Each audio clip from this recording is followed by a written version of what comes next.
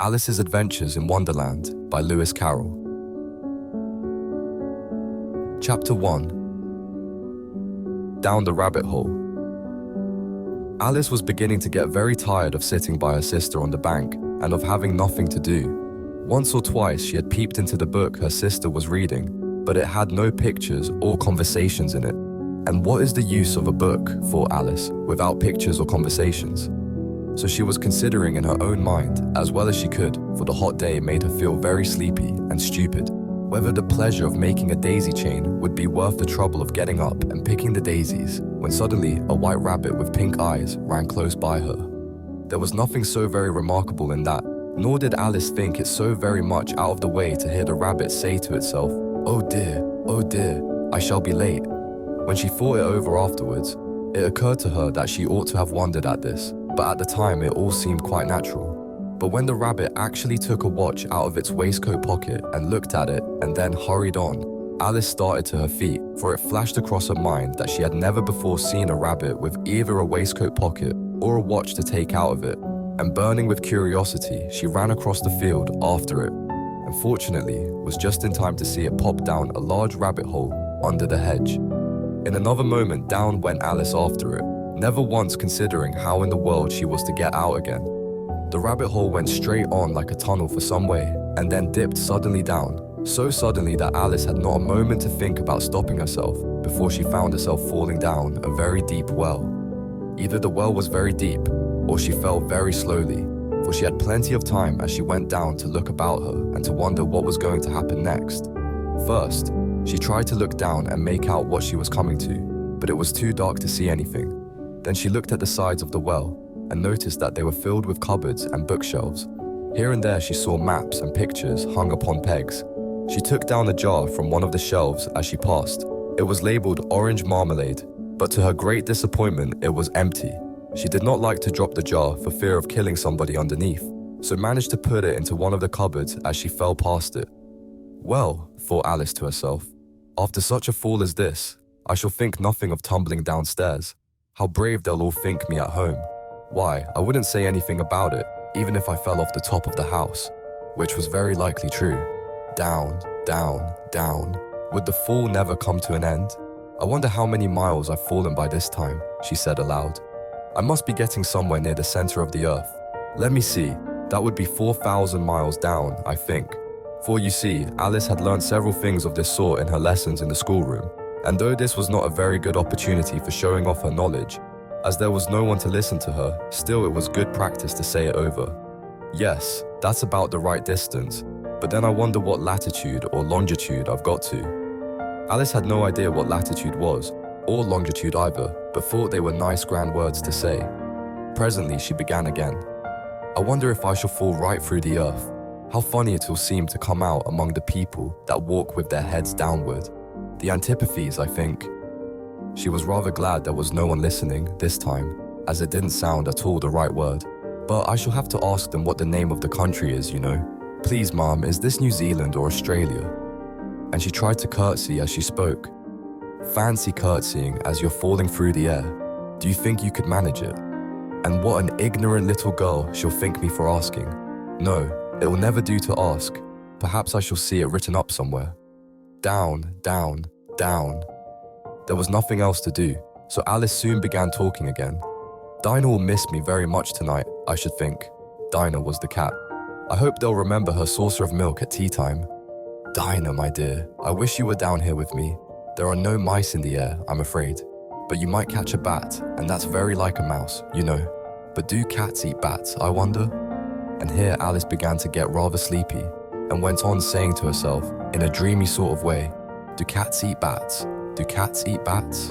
And sometimes, do bats eat cats? For you see, as she couldn't answer either question, it didn't much matter which way she put it.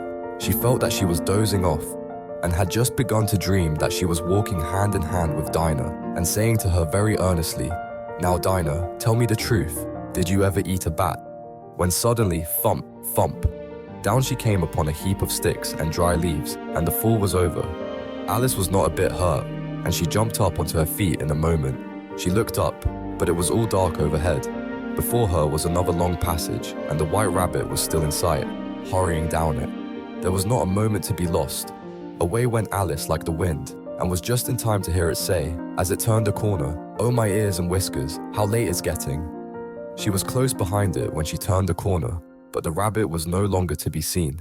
She found herself in a long, low hall, which was lit up by a row of lamps hanging from the roof. There were doors all round the hall, but they were all locked, and when Alice had been all the way down one side and up the other, trying every door, she walked sadly down the middle, wondering how she was ever to get out again. Suddenly she came upon a little three-legged table, all made of solid glass. There was nothing on it except a tiny golden key, and Alice's first thought was that it might belong to one of the doors of the hall. But alas, either the locks were too large or the key was too small, but at any rate, it would not open any of them. However, on the second time round, she came upon a low curtain she had not noticed before, and behind it was a little door about 15 inches high. She tried the little golden key in the lock, and to her great delight, it fitted. Alice opened the door and found that it led into a small passage, not much larger than a rat hole. She knelt down and looked along the passage into the loveliest garden you ever saw. How she longed to get out of that dark hall and wander about among those beds of bright flowers and those cool fountains, but she could not even get her head through the doorway. And even if my head would go through, thought poor Alice, it would be of very little use without my shoulders. Oh, how I wish I could shut up like a telescope.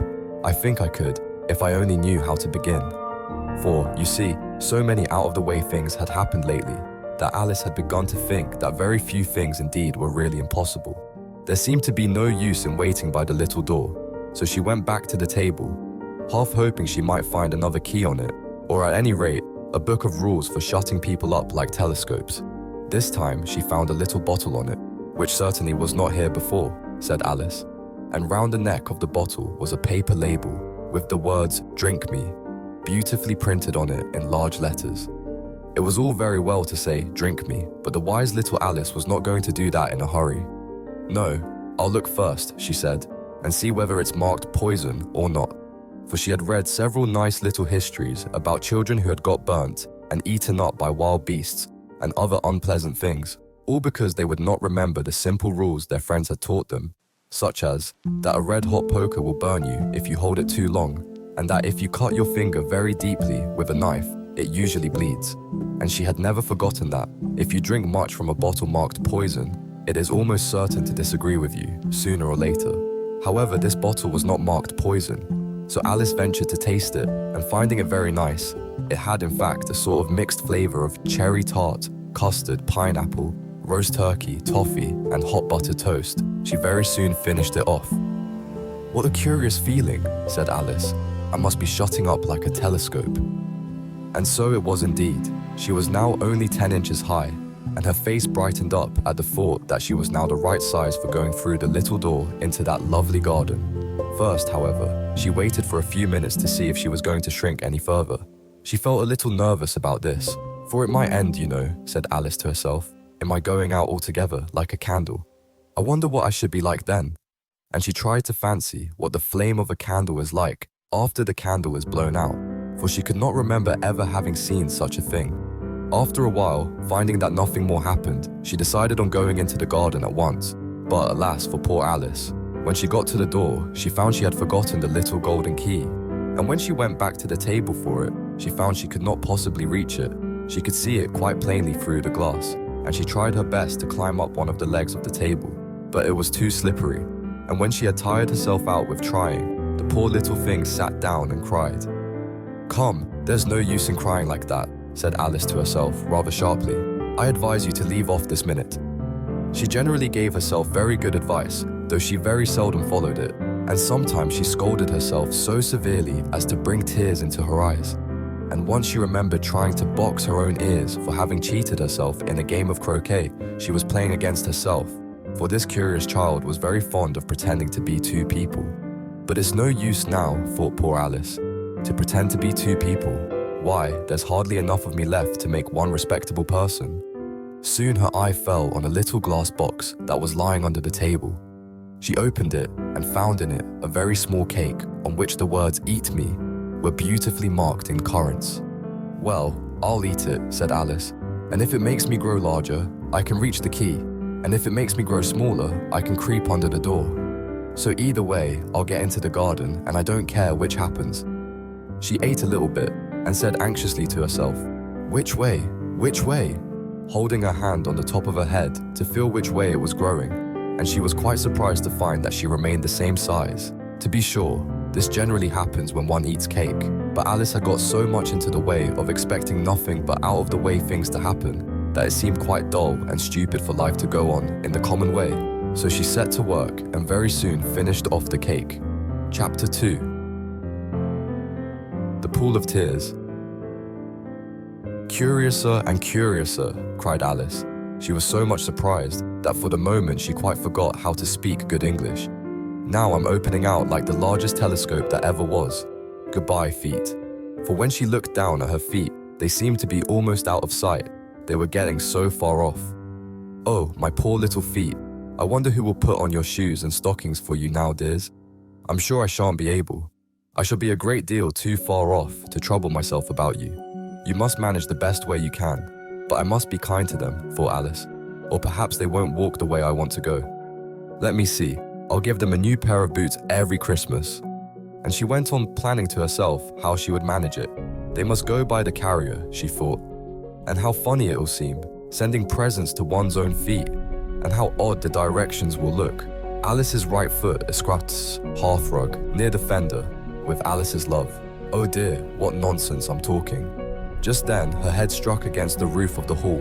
In fact, she was now more than 9 feet high, and she at once took up the little golden key and hurried off to the garden door.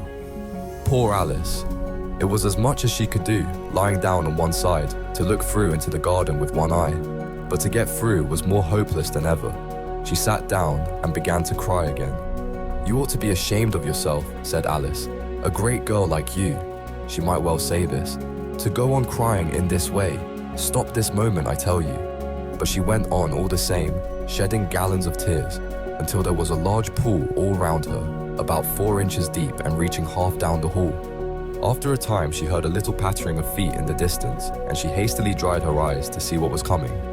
It was the White Rabbit returning, splendidly dressed, with a pair of white kid gloves in one hand and a large fan in the other. He came trotting along in a great hurry, muttering to himself as he came, "Oh, the Duchess, the Duchess! Oh, won't she be savage if I've kept her waiting?"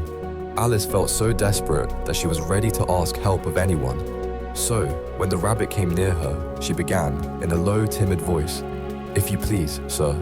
The rabbit started violently, dropped the white kid gloves and the fan, and scurried away into the darkness as hard as he could go.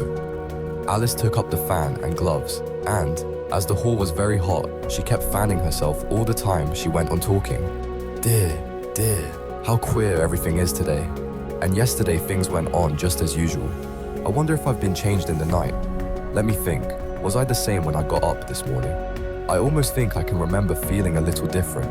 But if I'm not the same, the next question is, who in the world am I? Ah, that's the great puzzle." And she began thinking over all the children she knew that were of the same age as herself, to see if she could have been changed for any of them. "I'm sure I'm not Ada," she said, "for her hair goes in such long ringlets, and mine doesn't go in ringlets at all. And I'm sure I can't be Mabel, for I know all sorts of things, and she knows such a very little. Besides, she's she, and I'm I, and, oh dear, how puzzling it all is. I'll try if I know all the things I used to know. Let me see, 4 times 5 is 12, and 4 times 6 is 13, and 4 times 7 is, oh dear, I shall never get to 20 at that rate. However, the multiplication table doesn't signify. Let's try geography. London is the capital of Paris, and Paris is the capital of Rome, and Rome, no, that's all wrong, I'm certain. I must have been changed for Mabel. I'll try and say, how doth the little..." And she crossed her hands on her lap as if she was saying lessons, and began to repeat it, but her voice sounded hoarse and strange, and the words did not come the same as they used to do. "How doth the little crocodile improve his shining tail and pour the waters of the Nile? On every golden scale, how cheerfully he seems to grin, how neatly spread his claws, and welcome little fishes in, with gently smiling jaws." "I'm sure those are not the right words," said poor Alice, and her eyes filled with tears again as she went on. "I must be Mabel after all, and I shall have to go and live in that poky little house and have next to no toys to play with, and oh, ever so many lessons to learn. No, I've made up my mind about it. If I'm Mabel, I'll stay down here. It'll be no use their putting their heads down and saying, "Come up again, dear."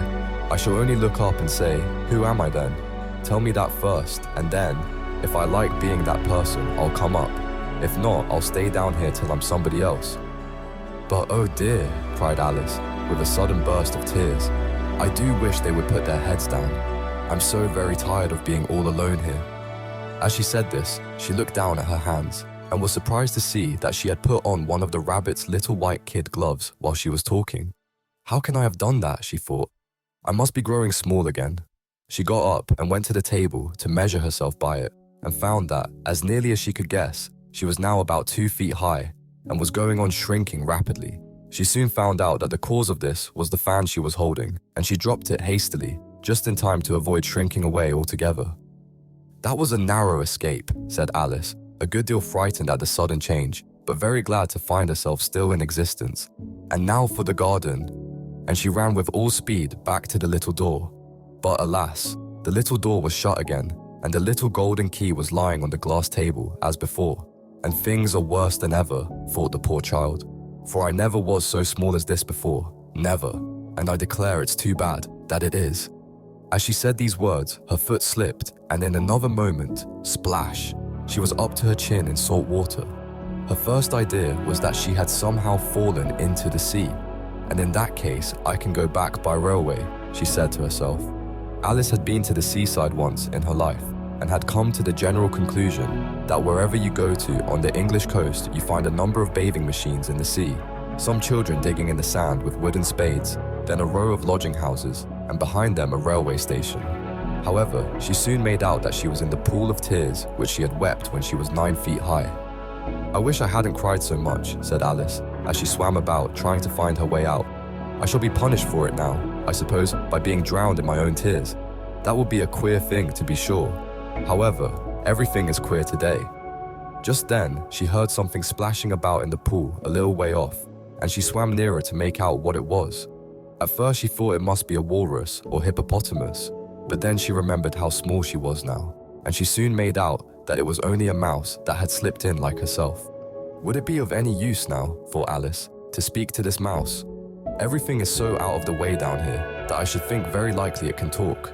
At any rate, there's no harm in trying. So she began, "Oh mouse, do you know the way out of this pool? I am very tired of swimming about here, oh mouse." Alice thought this must be the right way of speaking to a mouse. She had never done such a thing before, but she remembered having seen in her brother's Latin grammar, a mouse of a mouse, to a mouse, a mouse, oh mouse. The mouse looked at her rather inquisitively and seemed to her to wink with one of its little eyes, but it said nothing. Perhaps it doesn't understand English, thought Alice. I dare say it's a French mouse, come over with William the Conqueror. For, with all her knowledge of history, Alice had no very clear notion how long ago anything had happened. So she began again, "Où est ça, ma chatte?" which was the first sentence in her French lesson book. The mouse gave a sudden leap out of the water and seemed to quiver all over with fright. "Oh, I beg your pardon," cried Alice hastily, afraid that she had hurt the poor animal's feelings. "I quite forgot you didn't like cats." "Not like cats," cried the mouse in a shrill, passionate voice. "Would you like cats if you were me?" "Well, perhaps not," said Alice in a soothing tone. "Don't be angry about it. And yet I wish I could show you our cat, Dinah. I think you'd take a fancy to cats if you could only see her. She is such a dear, quiet thing," Alice went on, half to herself, as she swam lazily about in the pool, "and she sits purring so nicely by the fire, licking her paws and washing her face, and she is such a nice soft thing to nurse, and she's such a capital one for catching mice." "Oh, I beg your pardon," cried Alice again, for this time the mouse was bristling all over, and she felt certain it must be really offended. "We won't talk about her anymore if you'd rather not." "We indeed," cried the mouse, who was trembling down to the end of his tail, "as if I would talk on such a subject. Our family always hated cats. Nasty, low, vulgar things. Don't let me hear the name again." "I won't indeed," said Alice, in a great hurry to change the subject of conversation. Are you fond of dogs?" The mouse did not answer, so Alice went on eagerly. There is such a nice little dog near our house I should like to show you. A little bright-eyed terrier, you know, with such long curly brown hair. And it'll fetch things when you throw them, and it'll sit up and beg for its dinner, and all sorts of things. I can't remember half of them, and it belongs to a farmer, you know, and he says it's so useful. It's worth £100. He says it kills all the rats and— "Oh dear," cried Alice in a sorrowful tone. "I'm afraid I've offended it again." For the mouse was swimming away from her as hard as it could go, and making quite a commotion in the pool as it went. So she called softly after it, "Mouse dear, do come back again, and we won't talk about cats or dogs either if you don't like them." When the mouse heard this, it turned round and swam slowly back to her. Its face was quite pale, with passion, Alice thought, and it said in a low, trembling voice, "Let us get to the shore, and then I'll tell you my history, and you'll understand why it is I hate cats and dogs." It was high time to go, for the pool was getting quite crowded with the birds and animals that had fallen into it. There were a duck and a dodo, a lory and an eaglet, and several other curious creatures. Alice led the way, and the whole party swam to the shore. Chapter 3. A Caucus race and a long tail. They were indeed a queer-looking party that assembled on the bank. The birds with draggled feathers, the animals with their fur clinging close to them, and all dripping wet, cross, and uncomfortable. The first question, of course, was how to get dry again. They had a consultation about this, and after a few minutes, it seemed quite natural to Alice to find herself talking familiarly with them, as if she had known them all her life. Indeed, she had quite a long argument with the lorry, who at last turned sulky, and would only say, "I am older than you, and must know better." And this Alice would not allow without knowing how old it was, and, as the lorry positively refused to tell its age, there was no more to be said. At last the mouse, who seemed to be a person of authority among them, called out, "Sit down, all of you, and listen to me. I'll soon make you dry enough." They all sat down at once in a large ring, with the mouse in the middle. Alice kept her eyes anxiously fixed on it, for she felt sure she would catch a bad cold if she did not get dry very soon. "Ahem," said the mouse, with an important air. "Are you all ready? This is the driest thing I know. Silence all round, if you please." William the Conqueror, whose cause was favoured by the Pope, was soon submitted to by the English, who wanted leaders and had been of late much accustomed to usurpation and conquest. Edwin and Morcar, the Earls of Mercia and Northumbria. Ugh, said the lorry with a shiver. "I beg your pardon," said the mouse, frowning but very politely. "Did you speak?" "Not I," said the lorry hastily. "I thought you did," said the mouse. "I proceed. Edwin and Morcar, the Earls of Mercia and Northumbria, declared for him, and even Steigen, the patriotic Archbishop of Canterbury, found it advisable." "Found what?" said the duck. "Found it," the mouse replied rather crossly. "Of course you know what it means." "I know what it means well enough when I find a thing," said the duck. "It's generally a frog or a worm. The question is, what did the Archbishop find?" The mouse did not notice this question, but hurriedly went on. Found it advisable to go with Edgar Atheling to meet William and offer him the crown. William's conduct at first was moderate, but the insolence of his Normans— "How are you getting on now, my dear?" it continued, turning to Alice as it spoke. "As wet as ever," said Alice in a melancholy tone. "It doesn't seem to dry me at all." "In that case," said the dodo solemnly, rising to its feet, "I move that the meeting adjourn for the immediate adoption of more energetic remedies." "Speak English," said the eaglet. "I don't know the meaning of half those long words, and what's more, I don't believe you do either." And the eaglet bent down its head to hide a smile. Some of the other birds tittered audibly. "What I was going to say," said the dodo in an offended tone, "was that the best thing to get us dry would be a caucus race." "What is a caucus race?" said Alice. Not that she wanted much to know, but the dodo had paused as if it thought that somebody ought to speak, and no one else seemed inclined to say anything. "Why," said the dodo, "the best way to explain it is to do it. And, as you might like to try the thing yourself some winter day, I will tell you how the dodo managed it. First, it marked out a race course in a sort of circle. The exact shape doesn't matter, it said. And then all the party were placed along the course, here and there. There was no 1, 2, 3 and away, but they began running when they liked, and left off when they liked, so that it was not easy to know when the race was over. However, When they had been running half an hour or so and were quite dry again, the dodo suddenly called out, "The race is over," and they all crowded round it, panting and asking, "But who has won?" This question the dodo could not answer without a great deal of thought, and it sat for a long time with one finger pressed upon its forehead, the position in which you usually see Shakespeare in the pictures of him, while the rest waited in silence. At last the dodo said, "Everybody has won, and all must have prizes." "But who is to give the prizes?" quite a chorus of voices asked. "Why, she of course," said the dodo, pointing to Alice with one finger. And the whole party at once crowded round her, calling out in a confused way, "Prizes! Prizes!" Alice had no idea what to do, and in despair she put her hand in her pocket and pulled out a box of comfits, luckily the salt water had not got into it, and handed them round as prizes. There was exactly one apiece, all round. "But she must have a prize herself, you know," said the mouse. "Of course," the dodo replied, very gravely. "What else have you got in your pocket?" he went on, turning to Alice. "Only a thimble," said Alice sadly. "Hand it over here," said the dodo.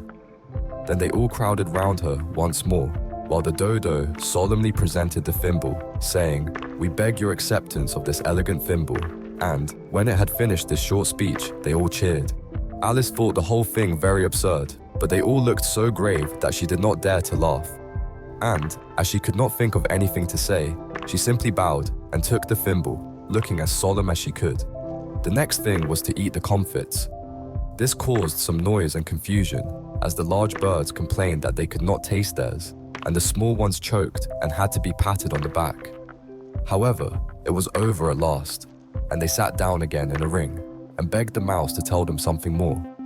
"You promised to tell me your history, you know," said Alice, "and why it is you hate C and D," she added in a whisper, half afraid that it would be offended again.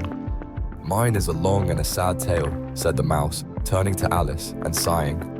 "It is a long tale, certainly," said Alice, looking down with wonder at the mouse's tail. "But why do you call it sad?" And she kept on puzzling about it while the mouse was speaking, so that her idea of the tale was something like this.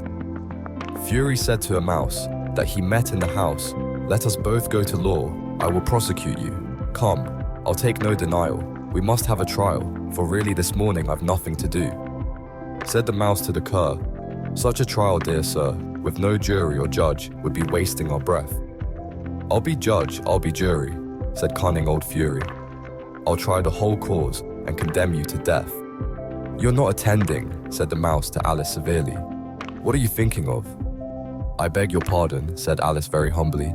'You had got to the fifth bend, I think.' 'I had not,' cried the mouse, sharply and very angrily. 'A knot,' said Alice, always ready to make herself useful, and looking anxiously about her. 'Oh, do let me help to undo it.' 'I shall do nothing of the sort,' said the mouse, getting up and walking away. 'You insult me by talking such nonsense.' 'I didn't mean it,' pleaded poor Alice.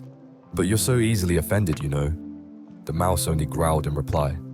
'Please come back and finish your story,' Alice called after it, and the others all joined in chorus. 'Yes, please do.' But the mouse only shook its head impatiently and walked a little quicker. 'What a pity it wouldn't stay,' sighed the lorry, as soon as it was quite out of sight. And an old crab took the opportunity of saying to her daughter, 'Ah, my dear, let this be a lesson to you never to lose your temper.' 'Hold your tongue, Ma,' said the young crab, a little snappishly. 'You're enough to try the patience of an oyster.' 'I wish I had our Dinah here, I know I do,' said Alice aloud, addressing nobody in particular. 'She'd soon fetch it back.' 'And who is Dinah, if I might venture to ask the question?' said the lorry. Alice replied eagerly, for she was always ready to talk about her pet. 'Dinah's our cat, and she's such a capital one for catching mice you can't think. And oh, I wish you could see her after the birds. Why, she'll eat a little bird as soon as look at it.' This speech caused a remarkable sensation among the party. Some of the birds hurried off at once. One old magpie began wrapping itself up very carefully, remarking, 'I really must be getting home. The night air doesn't suit my throat.' And the canary called out in a trembling voice to its children, 'Come away, my dears. It's high time you were all in bed.' On various pretexts, they all moved off, and Alice was soon left alone. 'I wish I hadn't mentioned Dinah,' she said to herself. In a melancholy tone, Nobody seems to like her down here, and I'm sure she's the best cat in the world. Oh, my dear Dinah, I wonder if I shall ever see you anymore." And here poor Alice began to cry again, for she felt very lonely and low-spirited. In a little while, however, she again heard a little pattering of footsteps in the distance, and she looked up eagerly, half hoping that the mouse had changed his mind and was coming back to finish his story. Chapter 4. The rabbit sends in a little bill. It was the white rabbit, trotting slowly back again and looking anxiously about as it went, as if it had lost something, and she heard it muttering to itself, "The Duchess, the Duchess, oh my dear paws, oh my fur and whiskers. She'll get me executed, as sure as ferrets are ferrets. Where can I have dropped them, I wonder?" Alice guessed in a moment that it was looking for the fan and the pair of white kid gloves, and she very good-naturedly began hunting about for them, but they were nowhere to be seen. Everything seemed to have changed since her swim in the pool, and the great hall, with the glass table and the little door, had vanished completely. Very soon the rabbit noticed Alice, as she went hunting about, and called out to her in an angry tone, "Why, Marianne, what are you doing out here? Run home this moment and fetch me a pair of gloves and a fan. Quick, now!" And Alice was so much frightened that she ran off at once in the direction it pointed to, without trying to explain the mistake it had made. "He took me for his housemaid," she said to herself as she ran. "How surprised he'll be when he finds out who I am. But I'd better take him his fan and gloves, that is, if I can find them." As she said this, she came upon a neat little house, on the door of which was a bright brass plate with the name W. Rabbit engraved upon it. She went in without knocking and hurried upstairs, in great fear lest she should meet the real Marianne and be turned out of the house before she had found the fan and gloves. "How queer it seems," Alice said to herself, "to be going messages for a rabbit. I suppose Dinah will be sending me on messages next." And she began fancying the sort of thing that would happen. "Miss Alice, come here directly and get ready for your walk." "Coming in a minute, nurse, but I've got to see that the mouse doesn't get out." "Only I don't think," Alice went on, "that they'd let Dinah stop in the house if it began ordering people about like that." By this time, she had found her way into a tidy little room with a table in the window, and on it, as she had hoped, a fan and 2 or 3 pairs of tiny white kid gloves. She took up the fan and a pair of the gloves and was just going to leave the room when her eye fell upon a little bottle that stood near the looking glass.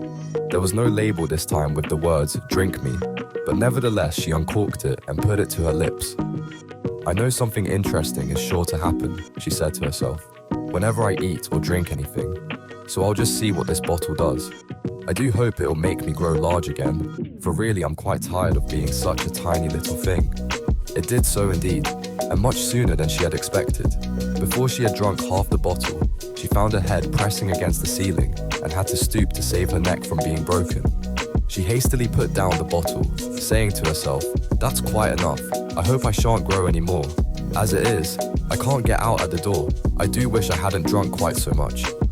Alas, it was too late to wish that. She went on growing, and very soon had to kneel down on the floor. In another minute, there was not even room for this, and she tried the effect of lying down with one elbow against the door, and the other arm curled round her head. Still she went on growing, and, as a last resource, she put one arm out of the window and one foot up the chimney and said to herself, "Now I can do no more, whatever happens. What will become of me?" Luckily for Alice, the little magic bottle had now had its full effect, and she grew no larger. Still, it was very uncomfortable, and, as there seemed to be no sort of chance of her ever getting out of the room again, no wonder she felt unhappy.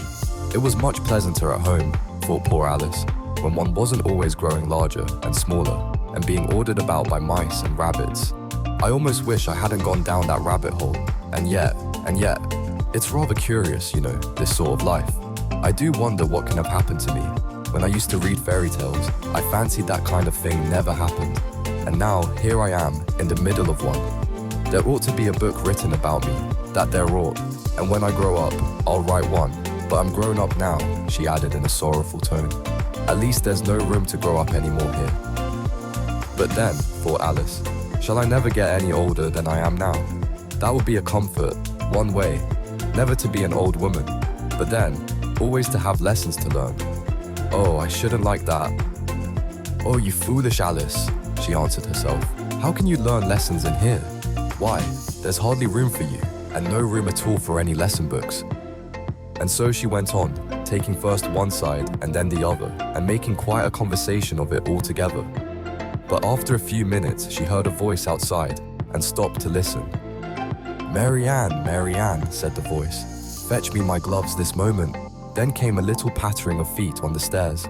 Alice knew it was the rabbit coming to look for her, and she trembled till she shook the house, quite forgetting that she was now about 1,000 times as large as the rabbit, and had no reason to be afraid of it. Presently, the rabbit came up to the door and tried to open it. But as the door opened inwards and Alice's elbow was pressed hard against it, that attempt proved a failure. Alice heard it say to itself, "Then I'll go round and get in at the window." "That you won't," thought Alice, and after waiting till she fancied she heard the rabbit just under the window, she suddenly spread out her hand and made a snatch in the air.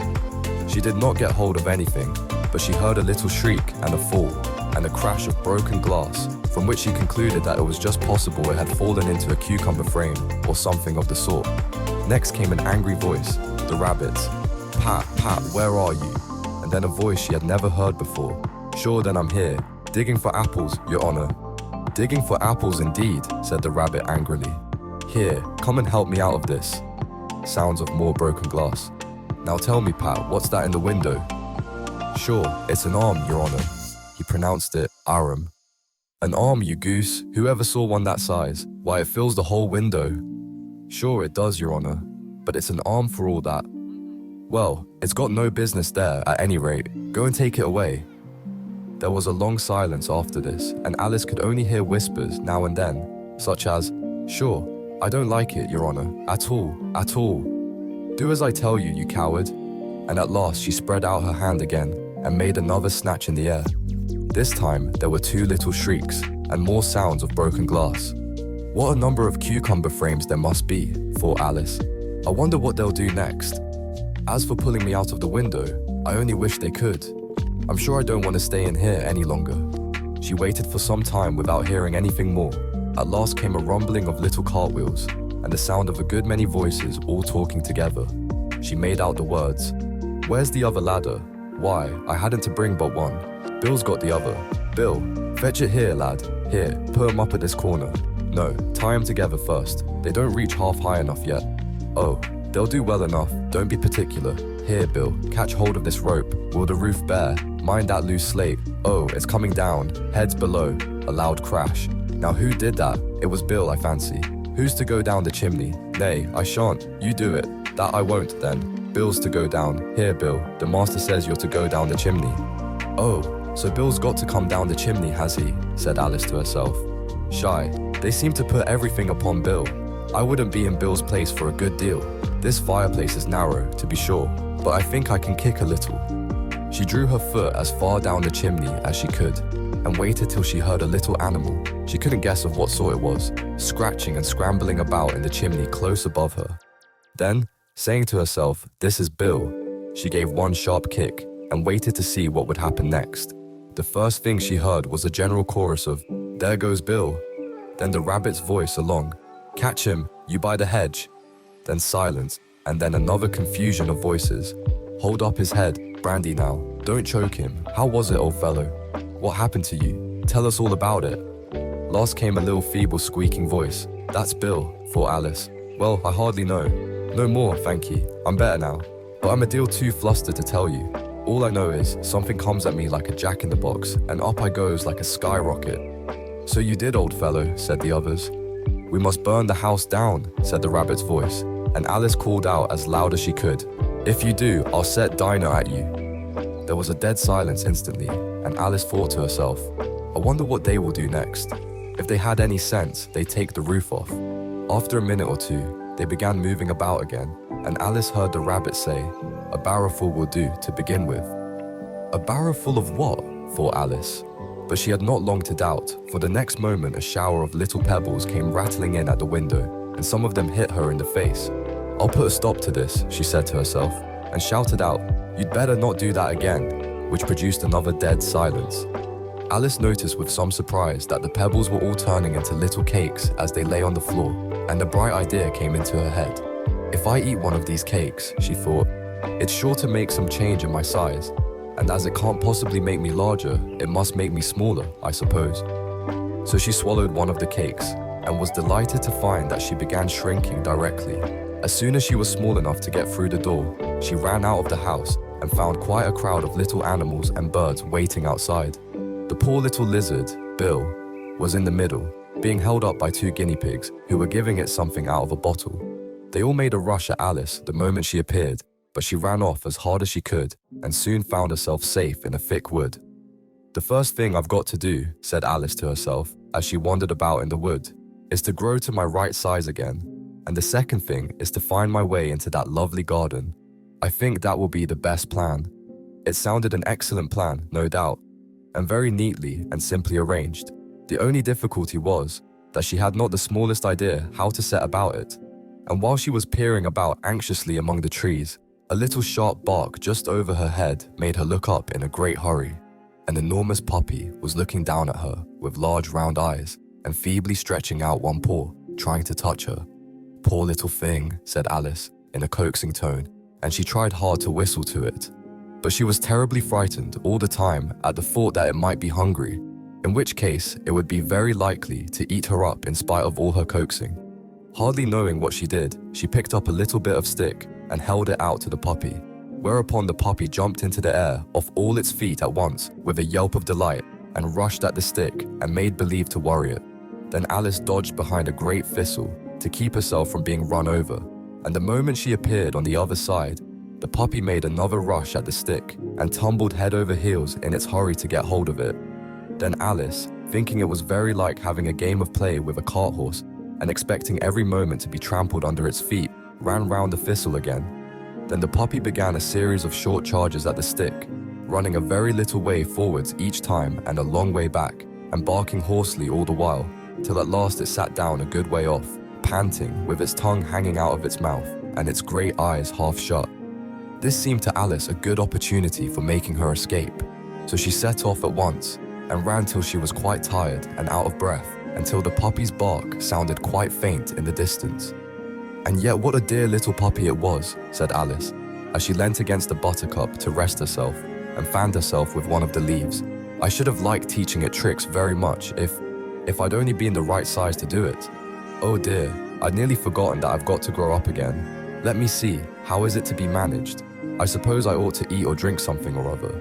But the great question is, what?" The great question certainly was, what? Alice looked all round her at the flowers and the blades of grass, but she did not see anything that looked like the right thing to eat or drink under the circumstances. There was a large mushroom growing near her, about the same height as herself, and when she had looked under it, and on both sides of it, and behind it, it occurred to her that she might as well look and see what was on the top of it. She stretched herself up on tiptoe and peeped over the edge of the mushroom, and her eyes immediately met those of a large blue caterpillar that was sitting on the top with its arms folded, quietly smoking a long hookah and taking not the smallest notice of her or of anything else. Chapter 5. Advice from a Caterpillar. The caterpillar and Alice looked at each other for some time in silence. At last the caterpillar took the hookah out of its mouth and addressed her in a languid, sleepy voice. "Who are you?" said the caterpillar. This was not an encouraging opening for a conversation. Alice replied, rather shyly, I hardly know, sir, just at present. At least I know who I was when I got up this morning, but I think I must have been changed several times since then." "What do you mean by that?" said the caterpillar sternly. "Explain yourself." "I can't explain myself, I'm afraid, sir," said Alice, "because I'm not myself, you see." "I don't see," said the caterpillar. "I'm afraid I can't put it more clearly," Alice replied very politely, "for I can't understand it myself to begin with, and being so many different sizes in a day is very confusing." "It isn't," said the caterpillar. "Well, perhaps you haven't found it so yet," said Alice, "but when you have to turn into a chrysalis, you will someday, you know, and then after that into a butterfly, I should think you'll feel it a little queer, won't you?" "Not a bit," said the caterpillar. "Well, perhaps your feelings may be different," said Alice. "All I know is, it would feel very queer to me." "You," said the caterpillar contemptuously. "Who are you?" Which brought them back again to the beginning of the conversation. Alice felt a little irritated at the caterpillars making such very short remarks, and she drew herself up and said very gravely, "I think you ought to tell me who you are first." "Why?" said the caterpillar. Here was another puzzling question, and as Alice could not think of any good reason, and as the caterpillar seemed to be in a very unpleasant state of mind, she turned away. "Come back," the caterpillar called after her. "I've something important to say." This sounded promising, certainly. Alice turned and came back again. "Keep your temper," said the caterpillar. "Is that all?" said Alice, swallowing down her anger as well as she could. "No," said the caterpillar. Alice thought she might as well wait, as she had nothing else to do, and perhaps after all it might tell her something worth hearing. For some minutes it puffed away without speaking, but at last it unfolded its arms, took the hookah out of its mouth again, and said, "So you think you're changed, do you?"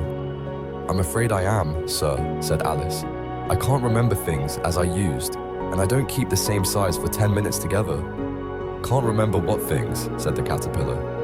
"Well, I've tried to say, how doth the little busy bee, but it all came different," Alice replied in a very melancholy voice. "Repeat, you are old, Father William," said the caterpillar. Alice folded her hands and began. "You are old, Father William," the young man said, "and your hair has become very white, and yet you incessantly stand on your head. Do you think, at your age, it is right?" "In my youth," Father William replied to his son, "I feared it might injure the brain, but now that I'm perfectly sure I have none, why, I do it again and again." "You are old," said the youth, "as I mentioned before, and have grown most uncommonly fat, yet you turned a back somersault in at the door. Pray, what is the reason of that?" "In my youth," said the sage, as he shook his grey locks, "I kept all my limbs very supple. By the use of this ointment, 1 shilling the box. Allow me to sell you a couple." "You are old," said the youth, "and your jaws are too weak for anything tougher than suet, yet you finished the goose with the bones and the beak. Pray, how did you manage to do it?" "In my youth," said his father, "I took to the law and argued each case with my wife, and the muscular strength which it gave to my jaw has lasted the rest of my life." "You are old," said the youth. "One would hardly suppose that your eye was as steady as ever, yet you balanced an eel on the end of your nose. What made you so awfully clever?" "I have answered 3 questions, and that is enough," said his father. "Don't give yourself airs. Do you think I can listen all day to such stuff? Be off, or I'll kick you downstairs." "That is not said right," said the caterpillar. "Not quite right, I'm afraid," said Alice timidly. "Some of the words have got altered." "It is wrong from beginning to end," said the caterpillar decidedly, and there was silence for some minutes. The caterpillar was the first to speak. "What size do you want to be?" it asked. "Oh, I'm not particular as to size," Alice hastily replied. "Only one doesn't like changing so often, you know?" "I don't know," said the caterpillar. Alice said nothing. She had never been so much contradicted in her life before, and she felt that she was losing her temper. "Are you content now?" said the caterpillar. "Well, I should like to be a little larger, sir, if you wouldn't mind," said Alice. 3 inches is such a wretched height to be." "It is a very good height indeed," said the caterpillar angrily, rearing itself upright as it spoke. It was exactly 3 inches high. "But I'm not used to it," pleaded poor Alice in a piteous tone, and she thought of herself, "I wish the creatures wouldn't be so easily offended." "You'll get used to it in time," said the caterpillar. And it put the hookah into its mouth and began smoking again. This time Alice waited patiently until it chose to speak again. In a minute or two, the caterpillar took the hookah out of its mouth and yawned once or twice and shook itself. Then it got down off the mushroom and crawled away in the grass, merely remarking as it went, "One side will make you grow taller, and the other side will make you grow shorter." "One side of what? The other side of what?" thought Alice to herself. "Of the mushroom," said the caterpillar, just as if she had asked it aloud, and in another moment it was out of sight. Alice remained looking thoughtfully at the mushroom for a minute, trying to make out which were the 2 sides of it, and as it was perfectly round, she found this a very difficult question. However, at last she stretched her arms round it as far as they would go, and broke off a bit of the edge with each hand. "And now, which is which?" she said to herself, and nibbled a little of the right-hand bit to try the effect. The next moment she felt a violent blow underneath her chin. It had struck her foot. She was a good deal frightened by this very sudden change, but she felt that there was no time to be lost, as she was shrinking rapidly, so she set to work at once to eat some of the other bit. Her chin was pressed so closely against her foot that there was hardly room to open her mouth, but she did it at last and managed to swallow a morsel of the left-hand bit. "Come, my head's free at last," said Alice in a tone of delight, which changed into alarm in another moment when she found that her shoulders were nowhere to be found. All she could see when she looked down was an immense length of neck, which seemed to rise like a stalk out of a sea of green leaves that lay far below her. "What can all that green stuff be?" said Alice. "And where have my shoulders got to? And oh, my poor hands, how is it I can't see you?" She was moving them about as she spoke, but no result seemed to follow, except a little shaking among the distant green leaves. As there seemed to be no chance of getting her hands up to her head, she tried to get her head down to them and was delighted to find that her neck would bend about easily in any direction, like a serpent. She had just succeeded in curving it down into a graceful zigzag and was going to dive in among the leaves, which she found to be nothing but the tops of the trees under which she had been wandering, when a sharp hiss made her draw back in a hurry. A large pigeon had flown into her face and was beating her violently with its wings. "Serpent!" screamed the pigeon. "I'm not a serpent," said Alice indignantly. "Let me alone." "Serpent, I say again," repeated the pigeon, but in a more subdued tone, and added with a kind of sob, "I've tried every way, and nothing seems to suit them." "I haven't the least idea what you're talking about," said Alice. "I've tried the roots of trees, and I've tried banks, and I've tried hedges," the pigeon went on, without attending to her. "But those serpents, there's no pleasing them." Alice was more and more puzzled, but she thought there was no use in saying anything more till the pigeon had finished. "As if it wasn't trouble enough hatching the eggs," said the pigeon, "but I must be on the lookout for serpents night and day. Why, I haven't had a wink of sleep these 3 weeks." "I'm very sorry you've been annoyed," said Alice, who was beginning to see its meaning. "And just as I'd taken the highest tree in the wood," continued the pigeon, raising its voice to a shriek, "and just as I was thinking I should be free of them at last, they must needs come wriggling down from the sky. Ugh, serpent." "But I'm not a serpent, I tell you," said Alice. I'm a... "Well, what are you?" said the pigeon. "I can see you're trying to invent something." I'm a little girl," said Alice, rather doubtfully, as she remembered the number of changes she had gone through that day. "A likely story indeed," said the pigeon in a tone of the deepest contempt. "I've seen a good many little girls in my time, but never one with such a neck as that. No, you're a serpent, and there's no use denying it. I suppose you'll be telling me next that you never tasted an egg." "I have tasted eggs, certainly," said Alice, who was a very truthful child, "but little girls eat eggs quite as much as serpents do, you know." "I don't believe it," said the pigeon. "But if they do, why then they're a kind of serpent, that's all I can say." This was such a new idea to Alice that she was quite silent for a minute or two, which gave the pigeon the opportunity of adding, "You're looking for eggs, I know that well enough. And what does it matter to me whether you're a little girl or a serpent?" "It matters a good deal to me," said Alice hastily. "But I'm not looking for eggs, as it happens. And if I was, I shouldn't want yours. I don't like them raw." "Well, be off then," said the pigeon in a sulky tone, as it settled down again into its nest. Alice crouched down among the trees as well as she could, for her neck kept getting entangled among the branches, and every now and then she had to stop and untwist it. After a while, she remembered that she still held the pieces of mushroom in her hands, and she set to work very carefully, nibbling first at one and then at the other, and growing sometimes taller and sometimes shorter, until she had succeeded in bringing herself down to her usual height. It was so long since she had been anything near the right size that it felt quite strange at first, but she got used to it in a few minutes and began talking to herself, as usual. "Come, there's half my plan done now. How puzzling all these changes are. I'm never sure what I'm going to be from one minute to another. However, I've got back to my right size. The next thing is to get into that beautiful garden. How is that to be done, I wonder?" As she said this, she came suddenly upon an open place with a little house in it about 4 feet high. "Whoever lives there," thought Alice, "it will never do to come upon them this size. Why, I should frighten them out of their wits."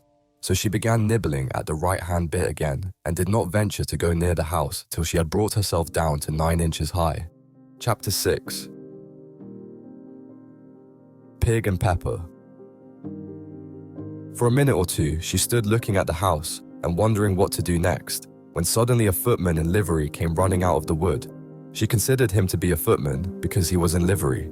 Otherwise, judging by his face only, she would have called him a fish, and rapped loudly at the door with his knuckles. It was opened by another footman in livery, with a round face and large eyes like a frog, and both footmen, Alice noticed, had powdered hair that curled all over their heads. She felt very curious to know what it was all about, and crept a little way out of the wood to listen. The fish footman began by producing from under his arm a great letter, nearly as large as himself, and this he handed over to the other, saying in a solemn tone, "For the Duchess, an invitation from the Queen to play croquet." The frog footman repeated in the same solemn tone, only changing the order of the words a little. "From the Queen, an invitation for the Duchess to play croquet." Then they both bowed low, and their curls got entangled together. Alice laughed so much at this that she had to run back into the wood for fear of their hearing her. And when she next peeped out, the fish footman was gone, and the other was sitting on the ground near the door, staring stupidly up into the sky. Alice went timidly up to the door and knocked. "There's no sort of use in knocking," said the footman, "and that for two reasons. First, because I'm on the same side of the door as you are. Secondly, because they're making such a noise inside, no one could possibly hear you. And certainly there was a most extraordinary noise going on within, a constant howling and sneezing, and every now and then a great crash, as if a dish or kettle had been broken to pieces." "Please then," said Alice, "how am I to get in?" "There might be some sense in your knocking," the footman went on, without attending to her, "if we had the door between us. For instance, if you were inside, you might knock, and I could let you out, you know." He was looking up into the sky all the time he was speaking, and this Alice thought decidedly uncivil. "But perhaps he can't help it," she said to herself. "His eyes are so very nearly at the top of his head, but at any rate he might answer questions. How am I to get in?" she repeated aloud. "I shall sit here," the footman remarked, "till tomorrow." At this moment the door of the house opened, and a large plate came skimming out, straight at the footman's head. It just grazed his nose and broke to pieces against one of the trees behind him. "Or next day, maybe," the footman continued in the same tone, exactly as if nothing had happened. "How am I to get in?" asked Alice again, in a louder tone. "Are you to get in at all?" said the footman. "That's the first question, you know." It was, no doubt. Only Alice did not like to be told so. "It's really dreadful," she muttered to herself, "the way all the creatures argue. It's enough to drive one crazy." The footman seemed to think this a good opportunity for repeating his remark, with variations. "I shall sit here," he said, "on and off, for days and days." "But what am I to do?" said Alice. "Anything you like," said the footman, and began whistling. "Oh, there's no use in talking to him," said Alice desperately. "He's perfectly idiotic." And she opened the door and went in. The door led right into a large kitchen, which was full of smoke from one end to the other. The Duchess was sitting on a three-legged stool in the middle, nursing a baby. The cook was leaning over the fire, stirring a large cauldron, which seemed to be full of soup. "There's certainly too much pepper in that soup," Alice said to herself, as well as she could for sneezing. There was certainly too much of it in the air. Even the Duchess sneezed occasionally, and as for the baby, it was sneezing and howling alternately without a moment's pause. The only things in the kitchen that did not sneeze were the cook and a large cat which was sitting on the hearth and grinning from ear to ear. "Please would you tell me," said Alice, a little timidly, for she was not quite sure whether it was good manners for her to speak first, "why your cat grins like that?" "It's a Cheshire Cat," said the Duchess, "and that's why, pig." She said the last word with such sudden violence that Alice quite jumped, but she saw in another moment that it was addressed to the baby and not to her, so she took courage and went on again. "I didn't know that Cheshire Cats always grinned. In fact, I didn't know that cats could grin." "They all can," said the Duchess, "and most of them do." "I don't know of any that do," Alice said very politely, feeling quite pleased to have got into a conversation. "You don't know much," said the Duchess, "and that's a fact." Alice did not at all like the tone of this remark, and thought it would be as well to introduce some other subject of conversation.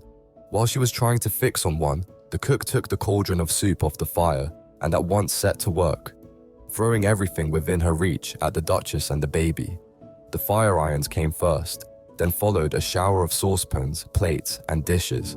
The Duchess took no notice of them even when they hit her, and the baby was howling so much already that it was quite impossible to say whether the blows hurt it or not. "Oh, please mind what you're doing," cried Alice, jumping up and down in an agony of terror. "Oh, there goes his precious nose," as an unusually large saucepan flew close by it and very nearly carried it off.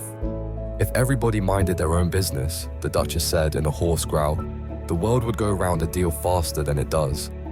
"Which would not be an advantage," said Alice, who felt very glad to get an opportunity of showing off a little of her knowledge.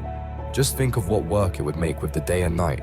You see, the Earth takes 24 hours to turn round on its axis." "Talking of axes," said the Duchess, "chop off her head." Alice glanced rather anxiously at the cook, to see if she meant to take the hint, but the cook was busily stirring the soup and seemed not to be listening, so she went on again. 24 hours, I think. Or is it 12? Oh, don't bother me," said the Duchess. "I never could abide figures." And with that, she began nursing her child again, singing a sort of lullaby to it as she did so, and giving it a violent shake at the end of every line. "Speak roughly to your little boy, and beat him when he sneezes. He only does it to annoy, because he knows it teases." Chorus, in which the cook and the baby joined. Wow, wow, wow. While the Duchess sang the second verse of the song, she kept tossing the baby violently up and down, and the poor little thing howled so that Alice could hardly hear the words. "I speak severely to my boy. I beat him when he sneezes, for he can thoroughly enjoy the pepper when he pleases." Chorus.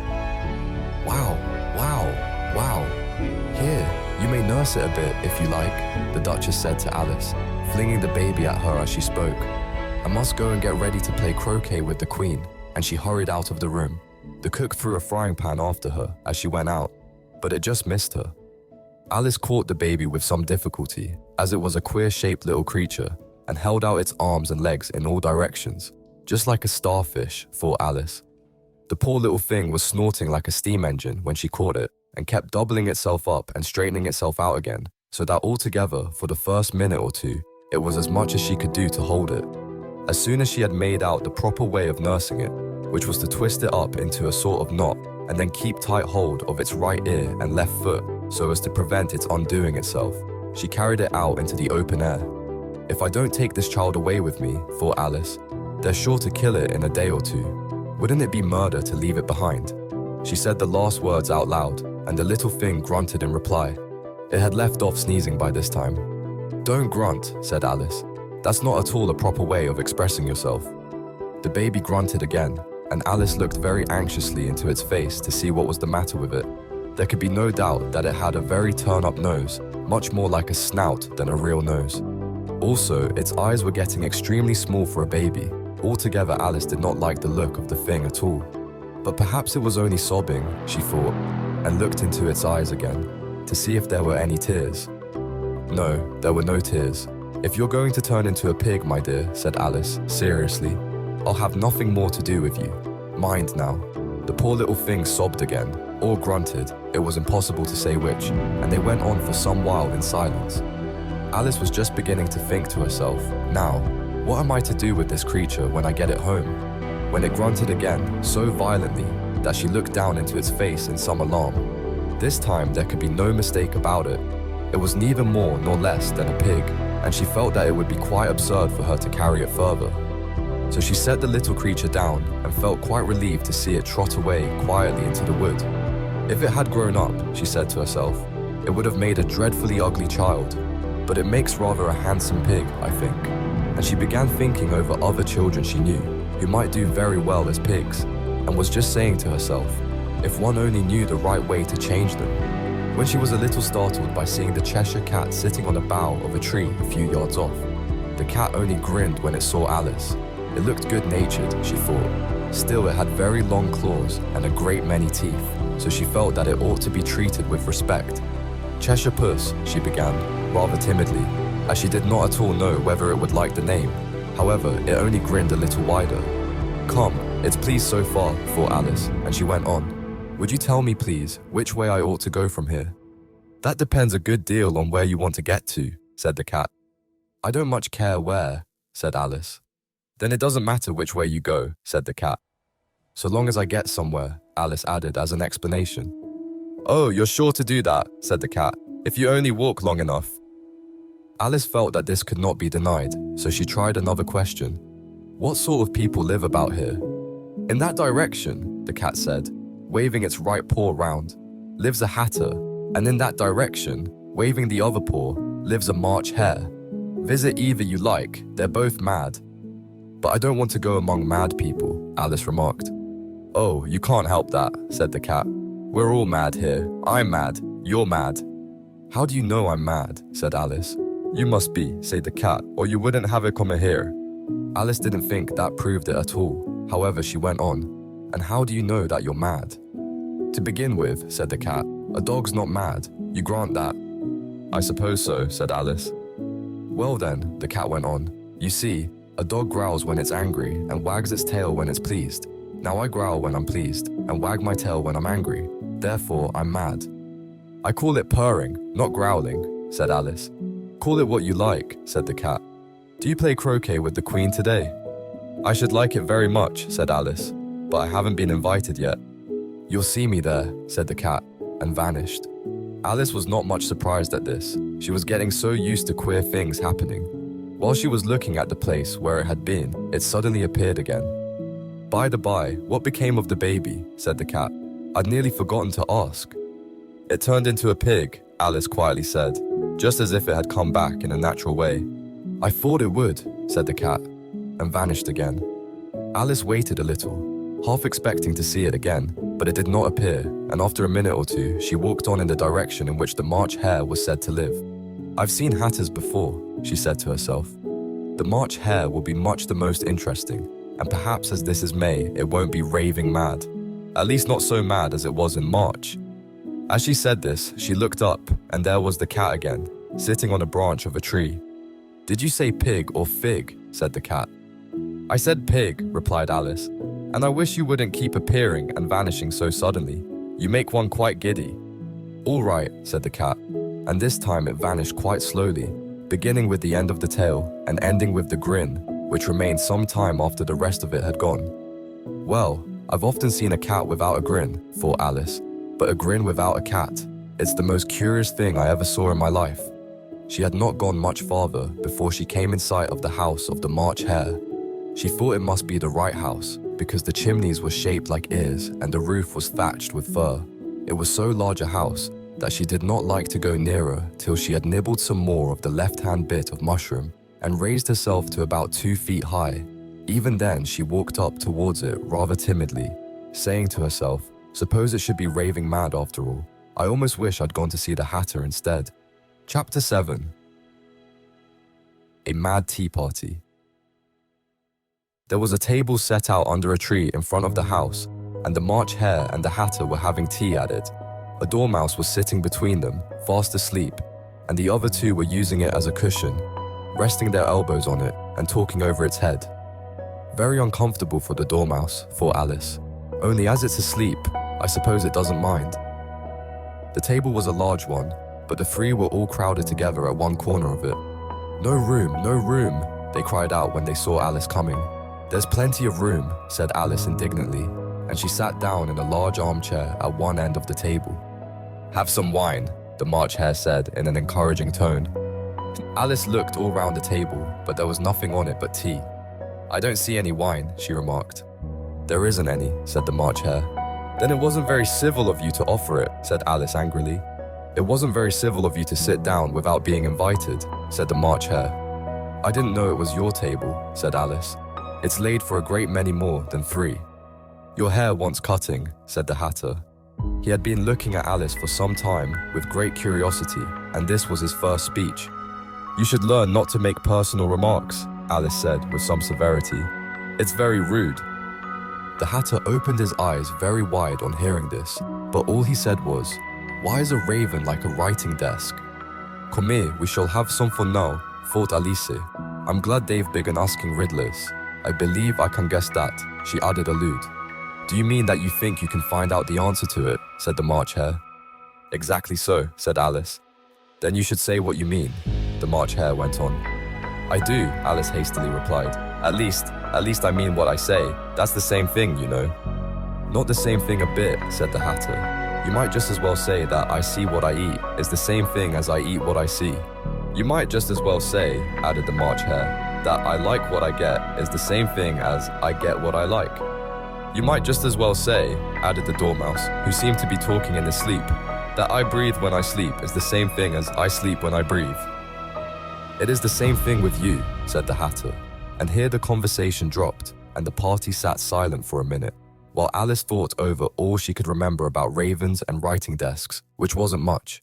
The Hatter was the first to break the silence. "What day of the month is it?" he said, turning to Alice. He had taken his watch out of his pocket and was looking at it uneasily, shaking it every now and then and holding it to his ear. Alice considered a little and then said, "The 4th. "2 days wrong," sighed the Hatter. "I told you butter wouldn't sweet the works," he added, looking angrily at the March Hare. "It was the best butter," the March Hare meekly replied. "Yes, but some crumbs must have got in as well," the Hatter grumbled. "You shouldn't have put it in with the bread knife." The March Hare took the watch and looked at it gloomily. Then he dipped it into his cup of tea and looked at it again, but he could think of nothing better to say than his first remark. It was the best butter, you know. Alice had been looking over his shoulder with some curiosity. "What a funny watch," she remarked. "It tells the day of the month and doesn't tell what o'clock it is." "Why should it?" muttered the Hatter. "Does your watch tell you what year it is?" "Of course not," Alice replied very readily. "But that's because it stays the same year for such a long time together." "Which is just the case with mine," said the Hatter. Alice felt dreadfully puzzled. The Hatter's remark seemed to have no sort of meaning in it, and yet it was certainly English. "I don't quite understand you," she said, as politely as she could. "The Dormouse is asleep again," said the Hatter, and he poured a little hot tea upon its nose. The Dormouse shook its head impatiently and said, without opening its eyes, of course, just what I was going to remark myself." "Have you guessed the riddle yet?" the Hatter said, turning to Alice again. "No, I give it up," Alice replied. "What's the answer?" "I haven't the slightest idea," said the Hatter. "Nor I," said the March Hare. Alice sighed wearily. "I think you might do something better with the time," she said, "than waste it in asking riddles that have no answers." "If you knew time as well as I do," said the Hatter, "you wouldn't talk about wasting it. It's him." "I don't know what you mean," said Alice. "Of course you don't," the Hatter said, tossing his head contemptuously. "I dare say you never even spoke to time." "Perhaps not," Alice cautiously replied, "but I know I have to beat time when I learn music." "Ah, that accounts for it," said the Hatter. "He won't stand beating. Now, if you only kept on good terms with him, he'd do almost anything you liked with the clock. For instance, suppose it were 9 o'clock in the morning, just time to begin lessons. You'd only have to whisper a hint to time, and round goes the clock in a twinkling. 1:30, time for dinner. I only wish it was," the March Hare sighed to itself in a whisper. "That would be grand, certainly," said Alice thoughtfully. "But then, I shouldn't be hungry for it, you know." "Not at first, perhaps," said the Hatter. "But you could keep it to 1:30 as long as you liked." "Is that the way you manage?" Alice asked. The Hatter shook his head mournfully. "Not I," he replied. "We quarrelled last March, just before he went mad, you know," pointing with his teaspoon at the March Hare. "It was at the great concert given by the Queen of Hearts, and I had to sing, 'Twinkle, twinkle, little bat, how I wonder what you're at.' You know the song, perhaps?" "I've heard something like it," said Alice. "It goes on, you know," the Hatter continued. "In this way, up above the world you fly, like a tea tray in the sky. Twinkle, twinkle." Here the Dormouse shook itself and began singing in its sleep, "Twinkle, twinkle, twinkle, twinkle," and went on so long that they had to pinch it to make it stop. "Well, I'd hardly finished the first verse," said the Hatter, when the Queen jumped up and bawled out, "He's murdering the time, off with his head." "How dreadfully savage," exclaimed Alice. "And ever since that," the Hatter went on in a mournful tone, "he won't do a thing I ask. It's always 6 o'clock now." A bright idea came into Alice's head. "Is that the reason so many tea things are put out here?" she asked. "Yes, that's it," said the Hatter with a sigh. "It's always tea time, and we've no time to wash the things between whiles." "Then you keep moving round, I suppose?" said Alice. "Exactly so," said the Hatter, "as the things get used up." "But what happens when you come to the beginning again?" Alika ventura to ask. "Suppose we change the subject," the March Hare interrupted, yawning. "I'm getting tired of this. I vote the young lady tells us a story." I'm afraid I don't know one, said Alice, rather alarmed at the proposal. Then the Dormouse shall, they both cried. Wake up, Dormouse. And they pinched it on both sides at once. The Dormouse slowly opened his eyes. I wasn't asleep, he said in a hoarse, feeble voice. I heard every word you fellows were saying. Tell us a story, said the March Hare. Yes, please do, pleaded Alice. And be quick about it, added the Hatter, or you'll be asleep again before it's done. Once upon a time, there were 3 little sisters, the Dormouse began in a great hurry, and their names were Elsie, Lacey, and Tilly, and they lived at the bottom of a well. What did they live on? Said Alice, who always took a great interest in questions of eating and drinking. They lived on treacle, said the Dormouse, after thinking a minute or two. They couldn't have done that, you know, Alice gently remarked. They'd have been ill. So they were, said the Dormouse, very ill.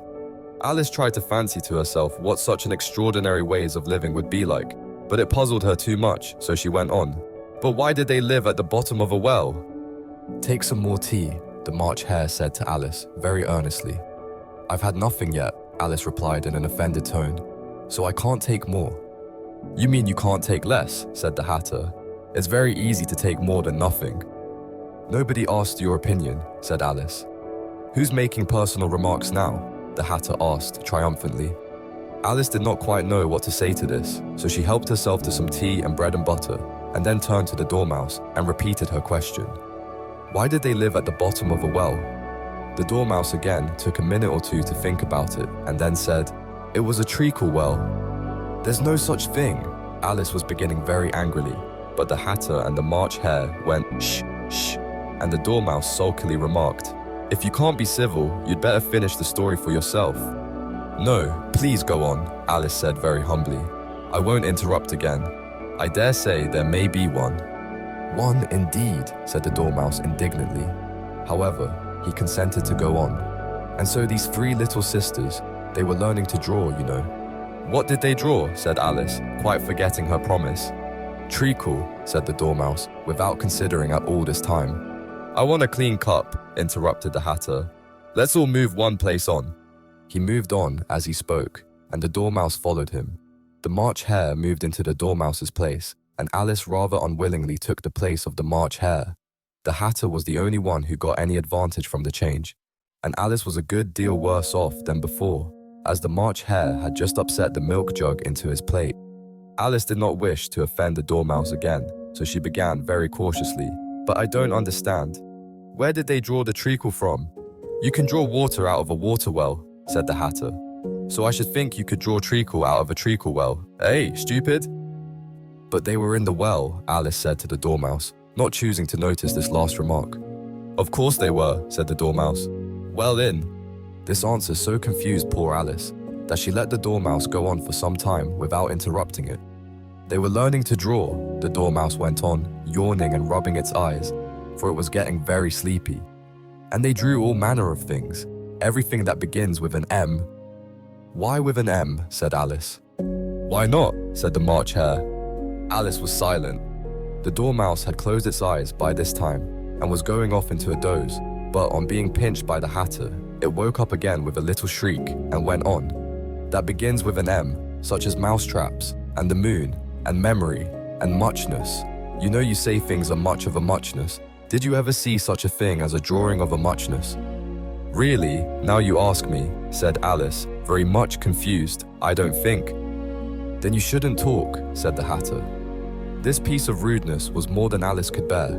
She got up in great disgust and walked off.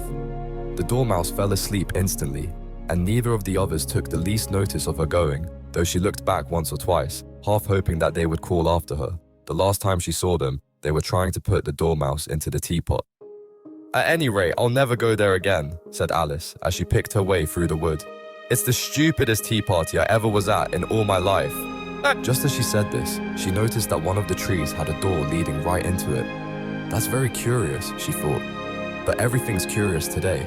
I think I may as well go in at once. And in she went. Once more, she found herself in the long hall and close to the little glass table. Now, I'll manage better this time, she said to herself, and began by taking the little golden key and unlocking the door that led into the garden. Then she went to work nibbling at the mushroom, She had kept a piece of it in her pocket till she was about a foot high. Then she walked down the little passage, and then she found herself at last in the beautiful garden, among the bright flower beds and the cool fountains. Chapter 8. The Queen's Croquet Ground. A large rose tree stood near the entrance of the garden. The roses growing on it were white, but there were 3 gardeners at it, busily painting them red. Alice thought this a very curious thing, and she went nearer to watch them. And just as she came up to them, she heard one of them say, "Look out now, 5. Don't go splashing paint over me like that." "I couldn't help it," said 5, in a sulky tone. 7 jogged my elbow, on which 7 looked up and said, "That's right, 5. Always lay the blame on others." "You'd better not talk," said 5. "I heard the Queen say only yesterday you deserve to be beheaded." "What for?" said the one who had spoken first. "That's none of your business too," said 7. "Yes, it is his business," said 5, "and I'll tell him. It was for bringing the cook tulip roots instead of onions." 7 flung down his brush and had just begun, well, of all the unjust things, when his eye chanced to fall upon Alice as she stood watching them, and he checked himself suddenly. The others looked round also, and all of them bowed low. "Would you tell me," said Alice, a little timidly, "why you were painting those roses?" 5 and 7 said nothing, but looked at 2. 2 began in a low voice, "Why, the fact is, you see, miss, this here ought to have been a red rose tree, and we put a white one in by mistake, and if the Queen was to find it out, we should all have our heads cut off, you know. So you see, miss, we're doing our best, afore she comes, to—" At this moment 5, who had been anxiously looking across the garden, called out, "The Queen! The Queen!" And the 3 gardeners instantly threw themselves flat upon their faces. There was a sound of many footsteps, and Alice looked round, eager to see the Queen. First came 10 soldiers carrying clubs. These were all shaped like the 3 gardeners, oblong and flat, with their hands and feet at the corners. Next the 10 courtiers. These were ornamented all over with diamonds, and walked 2 and 2, as the soldiers did. After these came the royal children. There were 10 of them, and the little dears came jumping merrily along hand in hand, in couples. They were all ornamented with hearts. Next came the guests, mostly kings and queens, and among them Alice recognized the white rabbit. It was talking in a hurried, nervous manner, smiling at everything that was said, and went by without noticing her. Then followed the knave of hearts, carrying the king's crown on a crimson velvet cushion. And last of all this grand procession came the king and queen of hearts. Alice was rather doubtful whether she ought not to lie down on her face like the 3 gardeners, but she could not remember ever having heard of such a rule at processions. And besides, what would be the use of a procession, thought she, if people had all to lie down upon their faces so that they couldn't see it? So she stood still where she was and waited. When the procession came opposite to Alice, they all stopped and looked at her, and the Queen said severely, "Who is this?" She said it to the knave of hearts, who only bowed and smiled in reply. "Idiot," said the Queen, tossing her head impatiently, and turning to Alice, she went on, "What's your name, child?" "My name is Alice, so please your majesty," said Alice very politely, but she added to herself, "Why, they're only a pack of cards, after all. I needn't be afraid of them." "And who are these?" said the Queen, pointing to the 3 gardeners who were lying round the rose tree. For, you see, as they were lying on their faces, and the pattern on their backs was the same as the rest of the pack, she could not tell whether they were gardeners, or soldiers, or courtiers, or 3 of her own children. "How should I know?" said Alice, surprised at her own courage. "It's no business of mine." The Queen turned crimson with fury, and after glaring at her for a moment like a wild beast, screamed, "Off with her head! Off!" "Nonsense," said Alice, very loudly and decidedly, and the Queen was silent. The King laid his hand upon her arm and timidly said, "Consider, my dear, she is only a child." The Queen turned angrily away from him and said to the knave, "Turn them over." The knave did so, very carefully, with 1 foot. "Get up," said the Queen in a shrill, loud voice, and the 3 gardeners instantly jumped up and began bowing to the King, the Queen, the royal children, and everybody else. "Leave off that," screamed the Queen. "You make me giddy." And then, turning to the rose tree, she went on, "What have you been doing here?" "May it please your majesty," said 2, in a very humble tone, going down on one knee as he spoke. We were trying. I see, said the queen, who had meanwhile been examining the roses. Off with their heads. And the procession moved on, 3 of the soldiers remaining behind to execute the unfortunate gardeners who ran to Alice for protection. You shan't be beheaded, said Alice, and she put them into a large flower pot that stood near. The 3 soldiers wandered about for a minute or two, looking for them, and then quietly marched off after the others. Are their heads off? Shouted the queen. Their heads are gone, if it please your majesty, the soldiers shouted in reply. That's right, shouted the queen. Can you play croquet? The soldiers were silent and looked at Alice, as the question was evidently meant for her. Yes, shouted Alice. Come on then, roared the queen, and Alice joined the procession, wondering very much what would happen next. It's a very fine day, said a timid voice at her side. She was walking by the white rabbit, who was peeping anxiously into her face. Very, said Alice. Where's the Duchess? Hush, hush, said the rabbit in a low, hurried tone. He looked anxiously over his shoulder as he spoke, and then raised himself upon tiptoe, put his mouth close to her ear, and whispered, She's under sentence of execution. What for? Said Alice. Did you say, what a pity? The rabbit asked. No, I didn't, said Alice. I don't think it's at all a pity. I said, what for? She boxed the queen's ears, the rabbit began. Alice gave a little scream of laughter. Oh, hush, the rabbit whispered in a frightened tone. The queen will hear you. You see, she came rather late, and the queen said, Get to your places, shouted the queen in a voice of thunder, and people began running about in all directions, tumbling up against each other. However, they got settled down in a minute or two, and the game began. Alice thought she had never seen such a curious croquet ground in her life. It was all ridges and furrows. The balls were live hedgehogs, the mallets live flamingos, and the soldiers had to double themselves up and to stand on their hands and feet to make the arches. The chief difficulty Alice found at first was in managing her flamingo. She succeeded in getting its body tucked away, comfortably enough, under her arm, with its legs hanging down, but generally, just as she had got its neck nicely straightened out and was going to give the hedgehog a blow with its head, it would twist itself round and look up in her face with such a puzzled expression that she could not help bursting out laughing. And when she had got its head down and was going to begin again, it was very provoking to find that the hedgehog had unrolled itself and was in the act of crawling away. Besides all this, there was generally a ridge or furrow in the way wherever she wanted to send the hedgehog to, and, as the doubled up soldiers were always getting up and walking off to other parts of the ground, Alice soon came to the conclusion that it was a very difficult game indeed. The players all played at once without waiting for turns, quarreling all the while, and fighting for the hedgehogs, and in a very short time the queen was in a furious passion and went stamping about and shouting off with his head or off with her head about once in a minute. Alice began to feel very uneasy. To be sure, she had not as yet had any dispute with the queen, but she knew that it might happen any minute. And then, thought she, what would become of me? They're dreadfully fond of beheading people here. The great wonder is that there's anyone left alive. She was looking about for some way of escape and wondering whether she could get away without being seen when she noticed a curious appearance in the air. It puzzled her very much at first, but after watching it a minute or two, she made it out to be a grin, and she said to herself, It's the Cheshire Cat, now I shall have somebody to talk to. How are you getting on? Said the cat, as soon as there was mouth enough for it to speak with. Alice waited till the eyes appeared and then nodded. It's no use speaking to it, she thought, till its ears have come, or at least one of them.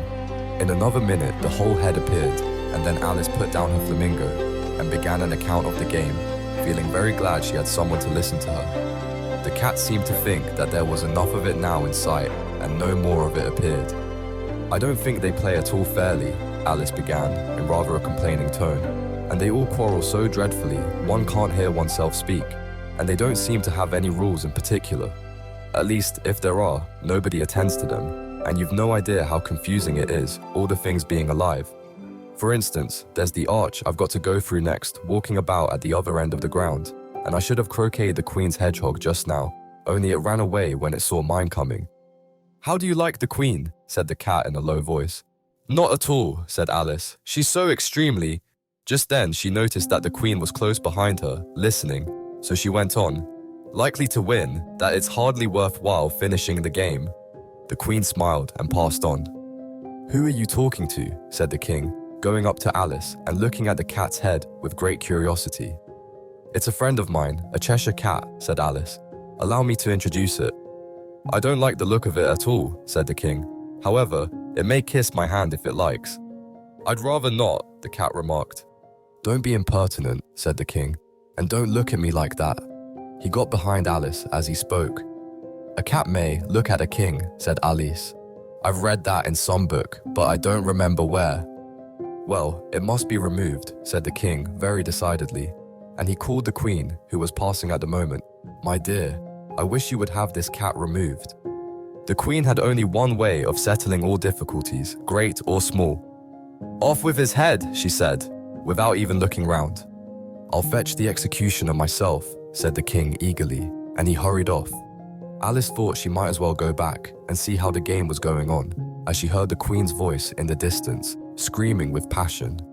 She had already heard her sentence 3 of the players to be executed for having missed their turns, and she did not like the look of things at all, as the game was in such confusion that she never knew whether it was her turn or not. So she went in search of her hedgehog.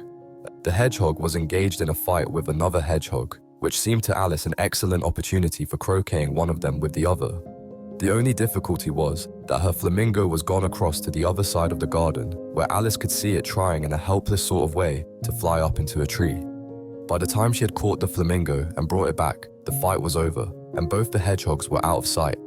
But it doesn't matter much, thought Alice, as all the archers are gone from this side of the ground. So she tucked it away under her arm that it might not escape again, and went back for a little more conversation with her friend.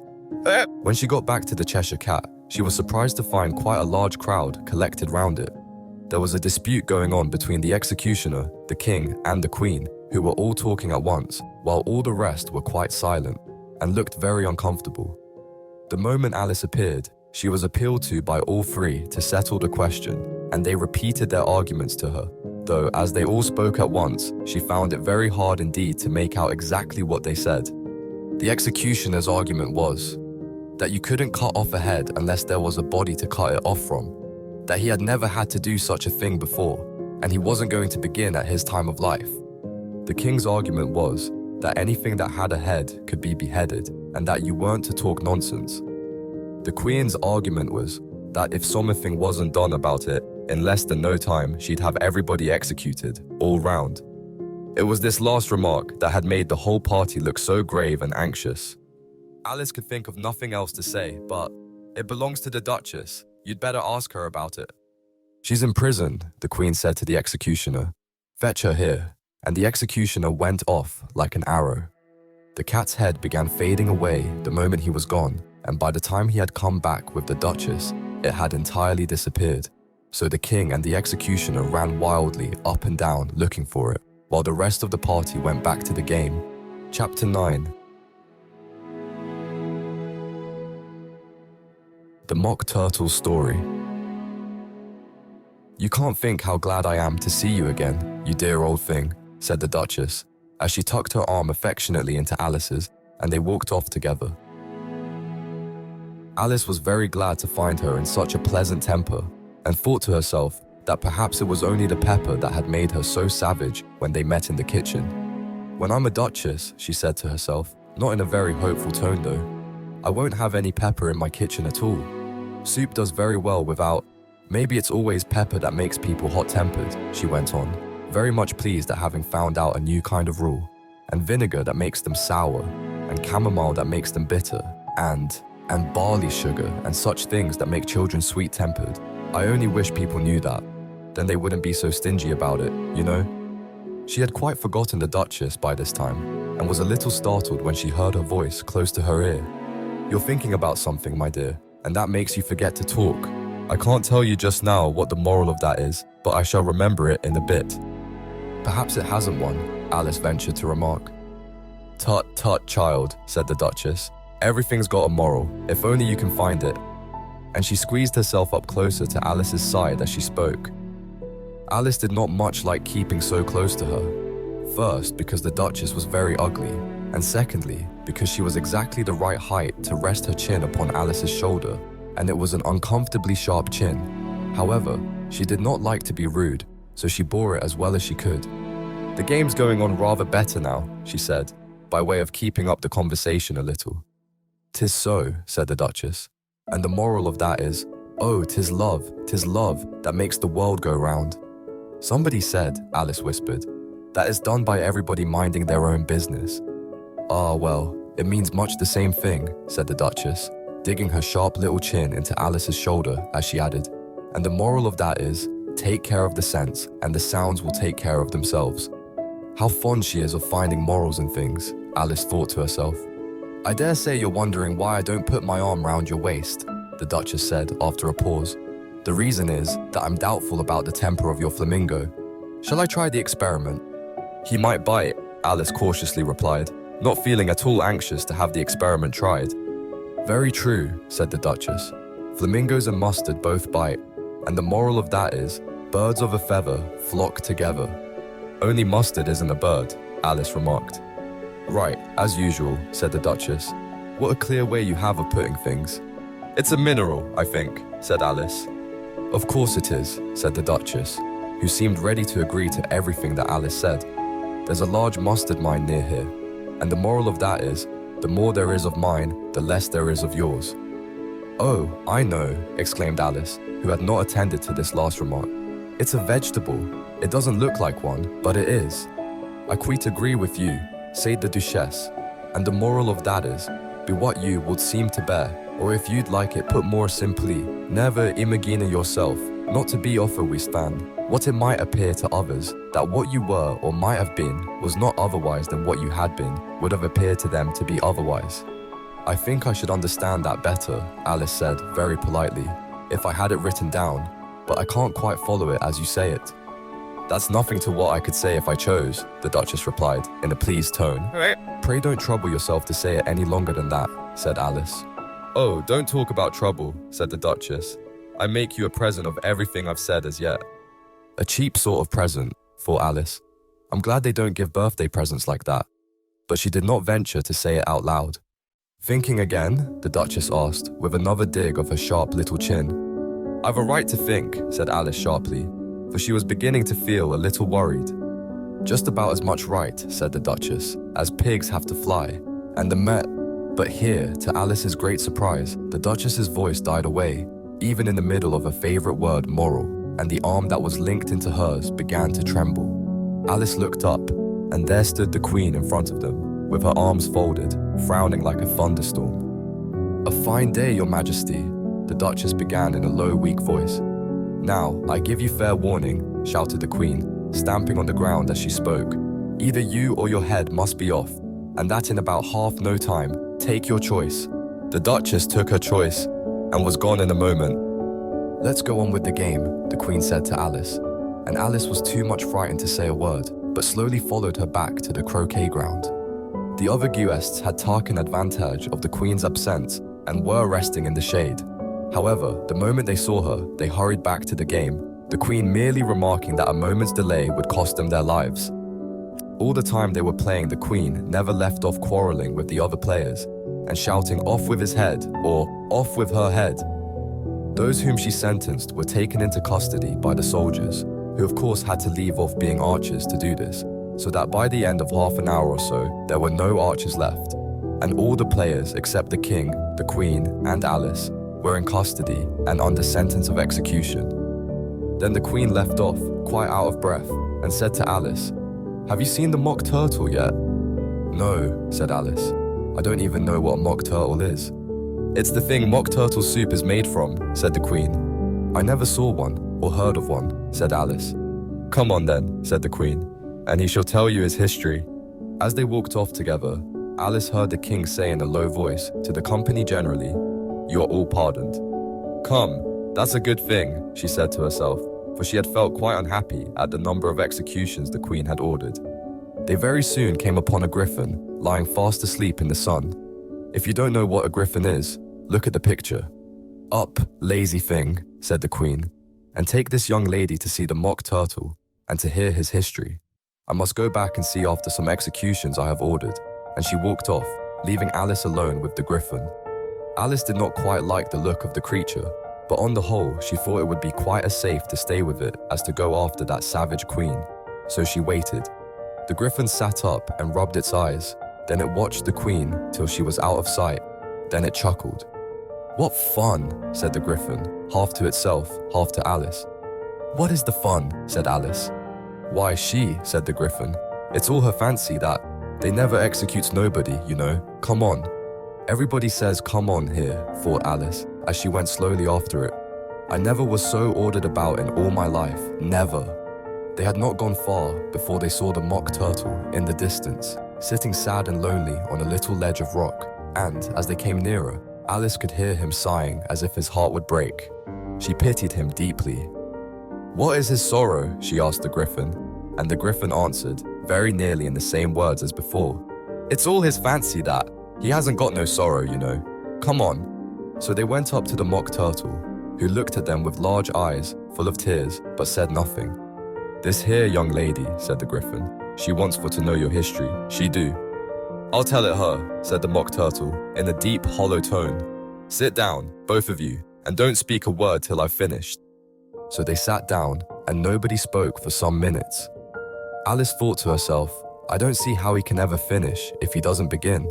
But she waited patiently. "Once," said the mock turtle at last, with a deep sigh, "I was a real turtle."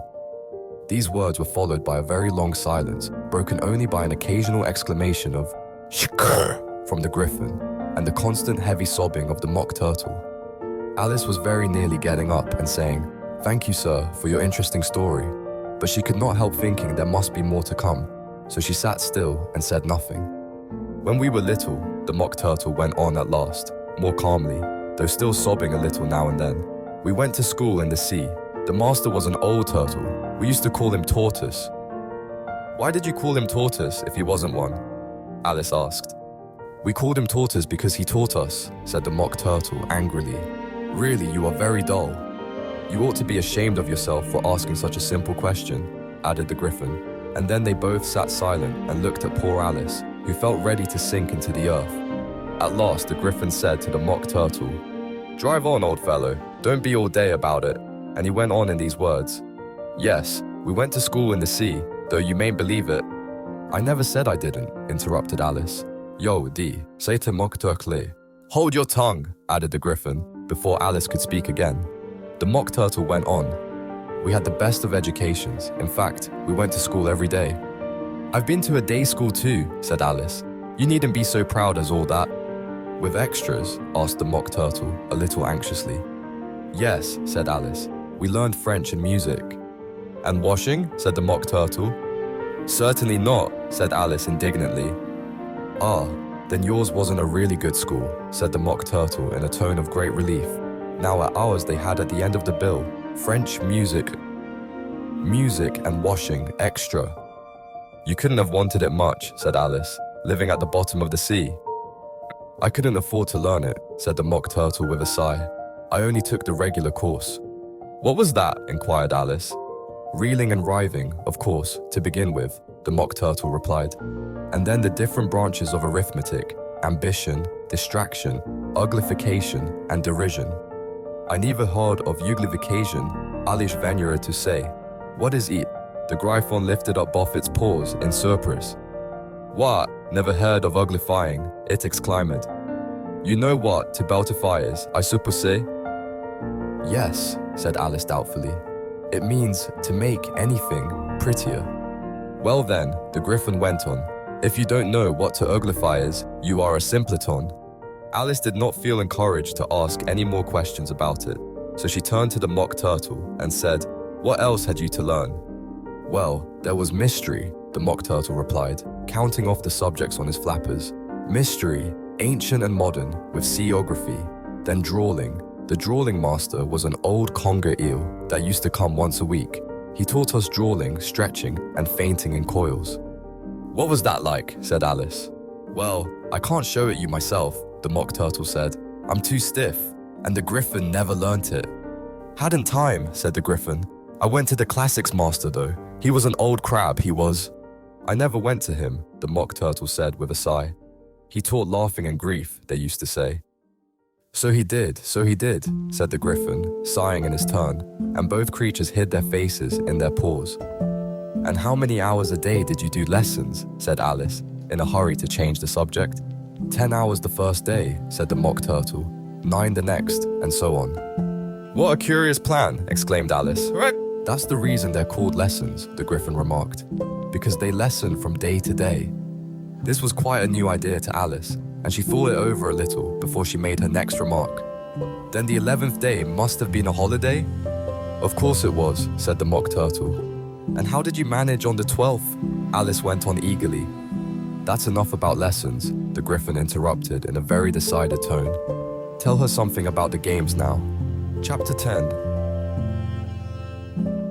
The Lobster Quadrille.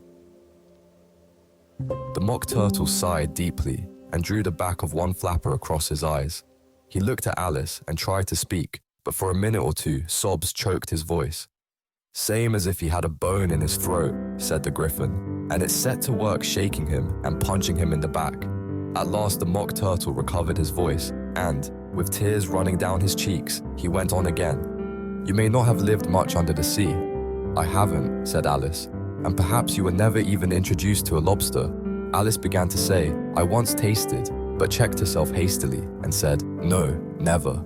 So you can have no idea what a delightful thing a lobster quadrille is. No, indeed, said Alice. What sort of a dance is it? Why, said the Griffin, you first form into a line along the seashore. 2 lines, cried the Mock Turtle. Seals, turtles, salmon, and so on. Then wait when you've cleared all the jellyfish out of the way. But that generally takes some time, interrupted the Griffin. Oh, you advance twice. Each with a lobster as a partner, cried the Griffin. Of course, the Mock Turtle said.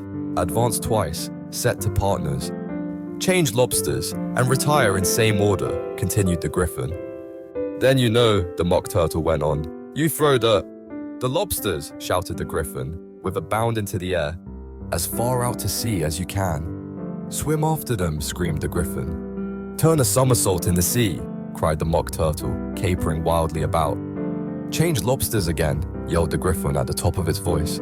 Back to land again, and that's all the first figure, said the Mock Turtle, suddenly dropping his voice. And the 2 creatures, who had been jumping about like mad things all this time, sat down again very sadly and quietly, and looked at Alice. It must be a very pretty dance, said Alice timidly. Would you like to see a little of it? Said the Mock Turtle. Very much indeed, said Alice. Come, let's try the first figure, said the Mock Turtle to the Griffin. We can do without lobsters, you know. Which shall sing? Oh, you sing, said the Griffin. I've forgotten the words. So they began solemnly dancing round and round Alice, every now and then treading on her toes when they passed too close and waving their forepaws to mark the time, while the Mock Turtle sang this, very slowly and sadly. Will you walk a little faster, said a whiting to a snail. There's a porpoise close behind us, and he's treading on my tail.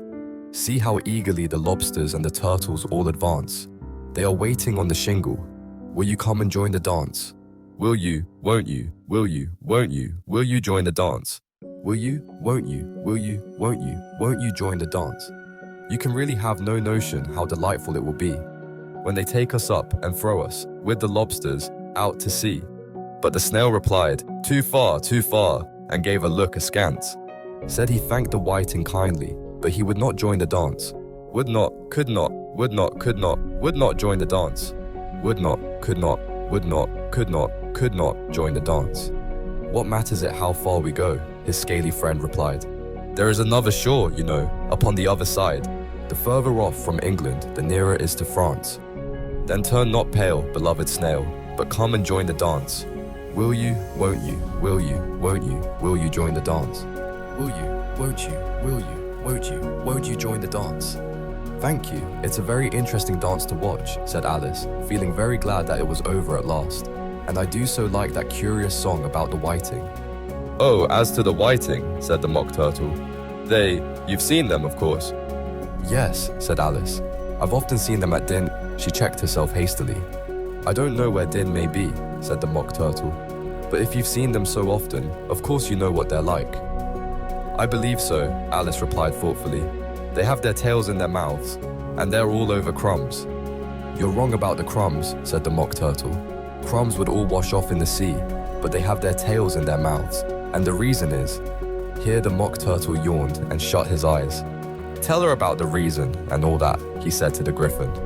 The reason is, said the Griffin, that they would go with the lobsters to the dance, so they got thrown out to sea, so they had to fall a long way. So they got their tails fast in their mouths, so they couldn't get them out again, that's all. Thank you, said Alice. It's very interesting. I never knew so much about a whiting before. I can tell you more than that, if you like, said the Griffin. Do you know why it's called a whiting? I never thought about it, said Alice. Why? It does the boots and shoes, the Griffin replied, very solemnly. Alice was thoroughly puzzled. Does the boots and shoes? She repeated in a wondering tone. Why, what are your shoes done with? Said the Griffin. I mean, what makes them so shiny? Alice looked down at them and considered a little before she gave her answer. They're done with blacking, I believe. Boots and shoes under the sea, the Griffin went on in a deep voice, are done with a whiting. Now you know. And what are they made of? Alice asked in a tone of great curiosity. Soles and eels, of course, the Griffin replied, rather impatiently. Any shrimp could have told you that. If I'd been the whiting, said Alice, whose thoughts were still running on the song, I'd have said to the porpoise, keep back, please, we don't want you with us. They were obliged to have him with them, the Mock Turtle said. No wise fish would go anywhere without a porpoise. Wouldn't it really? Said Alice in a tone of great surprise. Of course not, said the Mock Turtle. Why? If a fish came to me and told me he was going a journey, I should say, with what purpose? Don't you mean purpose? Said Alice. I mean what I say, the Mock Turtle replied in an offended tone. And the Griffin added, come, let's hear some of your adventures. I could tell you my adventures, beginning from this morning, said Alice a little timidly. But it's no use going back to yesterday, because I was a different person then. Explain all that, said the Mock Turtle. No, the adventures first, said the Griffin in an impatient tone. Explanations take such a dreadful time. So Alice began telling them her adventures from the time when she first saw the White Rabbit. She was a little nervous about it just at first. The two creatures got so close to her, one on each side, and opened their eyes and mouths so very wide, but she gained courage as she went on. Her listeners were perfectly quiet till she got to the part about her repeating, "You are old, Father William," to the caterpillar, and the words all coming different. And then the Mock Turtle drew a long breath and said, "That's very curious." "It's all about as curious as it can be," said the Griffin. "It all came different," the Mock Turtle repeated thoughtfully. "I should like to hear her try and repeat something now. Tell her to begin." He looked at the Griffin as if he thought it had some kind of authority over Alice. "Stand up and repeat is the voice of the sluggard," said the Griffin. How the creatures order one about and make one repeat lessons, thought Alice. I might as well be at school at once. However, she got up and began to repeat it, but her head was so full of the lobster quadrille that she hardly knew what she was saying, and the words came very queer indeed. "'Tis the voice of the lobster," I heard him declare. "You have baked me too brown, I must sugar my hair." As a duck with its eyelids, so he with his nose, trims his belt and his buttons and turns out his toes. Later editions continued as follows. When the sands are all dry, he is gay as a lark, and will talk in contemptuous tones of the shark. But when the tide rises and sharks are around, his voice has a timid and tremulous sound. "That's different from what I used to say when I was a child," said the Griffin. "Well, I never heard it before," said the Mock Turtle, "but it sounds uncommon nonsense." Alice said nothing. She had sat down with her face in her hands, wondering if anything would ever happen in a natural way again. "I should like to have it explained," said the Mock Turtle. "She can't explain it," said the Griffin hastily. "Go on with the next verse." "But about his toes," the Mock Turtle persisted. "How could he turn them out with his nose, you know?" "It's the first position in dancing," Alice said, but was dreadfully puzzled by the whole thing and longed to change the subject. "Go on with the next verse," the Griffin repeated impatiently. "It begins, 'I passed by his garden.'" Alice did not dare to disobey, though she felt sure it would all come wrong, and she went on in a trembling voice. "I passed by his garden and marked, with one eye, how the owl and the panther were sharing a pie. Later editions continued as follows. The panther took pie crust and gravy and meat, while the owl had the dish as its share of the treat. When the pie was all finished, the owl, as a boon, was kindly permitted to pocket the spoon. while the panther received knife and fork with a growl and concluded the banquet. "What is the use of repeating all that stuff?" the mock turtle interrupted. "If you don't explain it as you go on, it's by far the most confusing thing I ever heard." "Yes, I think you better leave off," said the griffin, and Alice was only too glad to do so. "Shall we try another figure of the lobster quadrille?" the griffin went on. "Or would you like the mock turtle to sing you a song?" "Oh, a song, please, if the mock turtle would be so kind," Alice replied, so eagerly that the griffin said, in a rather offended tone, No accounting for tastes. Sing her turtle soup, will you, old fellow?" The mock turtle sighed deeply and began, in a voice sometimes choked with sobs, to sing this. "Beautiful soup, so rich and green, waiting in a hot tureen. Who for such dainties would not stoop? Soup of the evening, beautiful soup. Soup of the evening, beautiful soup. Bo, ootiful soup, oop. Bo, ootiful soup, oop. Soup of the evening, beautiful, beautiful soup. Beautiful soup. Who cares for fish, game, or any other dish? Who would not give all else for 2 pennyworth only of beautiful soup? Pennyworth only of beautiful soup. Bo, ootiful soup, oop. Bo, ootiful soup, oop. Soup of the evening, beautiful, beauty, full soup." "Chorus again!" cried the griffin, and the mock turtle had just begun to repeat it when a cry of "the trial's beginning" was heard in the distance. "Come on!" cried the griffin, and taking Alice by the hand, it hurried off, without waiting for the end of the song. "What trial is it?" Alice panted as she ran, but the griffin only answered, "Come on," and ran the faster, while more and more faintly came, carried on the breeze that followed them, the melancholy words. "Soup of the evening, beautiful, beautiful soup." Chapter 11. Who Stole the Tarts? The King and Queen of Hearts were seated on their throne when they arrived, with a great crowd assembled about them, all sorts of little birds and beasts, as well as the whole pack of cards. The knave was standing before them, in chains, with a soldier on each side to guard him, and near the king was the white rabbit, with a trumpet in one hand, and a scroll of parchment in the other. In the very middle of the court was a table, with a large dish of tarts upon it. They looked so good that it made Alice quite hungry to look at them. "I wish they'd get the trial done," she thought, and hand round the refreshments. But there seemed to be no chance of this, so she began looking at everything about her to pass away the time. Alice had never been in a court of justice before, but she had read about them in books, and she was quite pleased to find that she knew the name of nearly everything there. "That's the judge," she said to herself, "because of his great wig." The judge, by the way, was the king, and as he wore his crown over the wig, look at the frontispiece if you want to see how he did it. He did not look at all comfortable, and it was certainly not becoming. "And that's the jury box," thought Alice. "And those 12 creatures," she was obliged to say creatures, you see, because some of them were animals and some were birds. "I suppose they are the jurors." She said this last word 2 or 3 times over to herself, being rather proud of it, for she thought, and rightly too, that very few little girls of her age knew the meaning of it at all. However, jurymen would have done just as well. The 12 jurors were all writing very busily on slates. "What are they doing?" Alice whispered to the griffin. "They can't have anything to put down yet, before the trial's begun." "They're putting down their names," the griffin whispered in reply, for fear they should forget them before the end of the trial. "Stupid things," Alice began in a loud, indignant voice, but she stopped hastily, for the white rabbit cried out, "Silence in the court!" And the king put on his spectacles and looked anxiously round to make out who was talking. Alice could see, as well as, if she were, looking over their shoulders, that all the jurors were writing down stupid things on their slates, and she could even make out that one of them didn't know how to spell stupid, and that he had to ask his neighbor to tell him. A nice muddle their slates will be in before the trial's over, thought Alice. One of the jurors had a pencil that squeaked. This, of course, Alice could not stand, and she went round the court and got behind him, and very soon found an opportunity of taking it away. She did it so quickly that the poor little juror, it was Bill, the lizard, could not make out at all what had become of it. So, after hunting all about for it, he was obliged to write with one finger for the rest of the day, and this was of very little use, as it left no mark on the slate. "Herald, read the accusation," said the king. On this, the White Rabbit blew 3 blasts on the trumpet and then unrolled the parchment scroll and read as follows.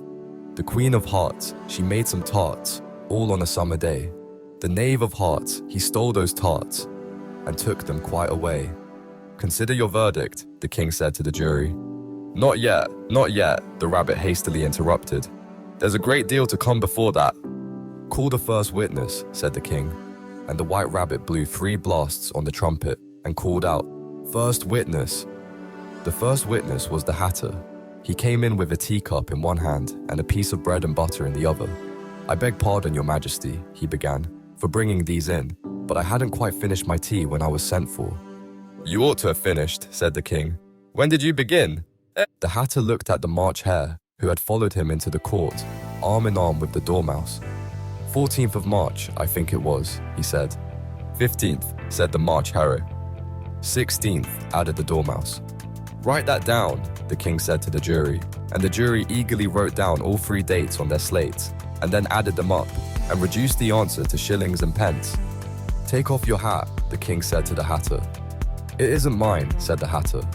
Stolen, the king exclaimed, turning to the jury, who instantly made a memorandum of the fact. I keep them to sell, the Hatter added as an explanation. I've none of my own. I'm a Hatter.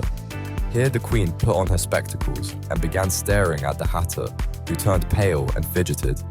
Give your evidence, said the king, and don't be nervous, or I'll have you executed on the spot. This did not seem to encourage the witness at all.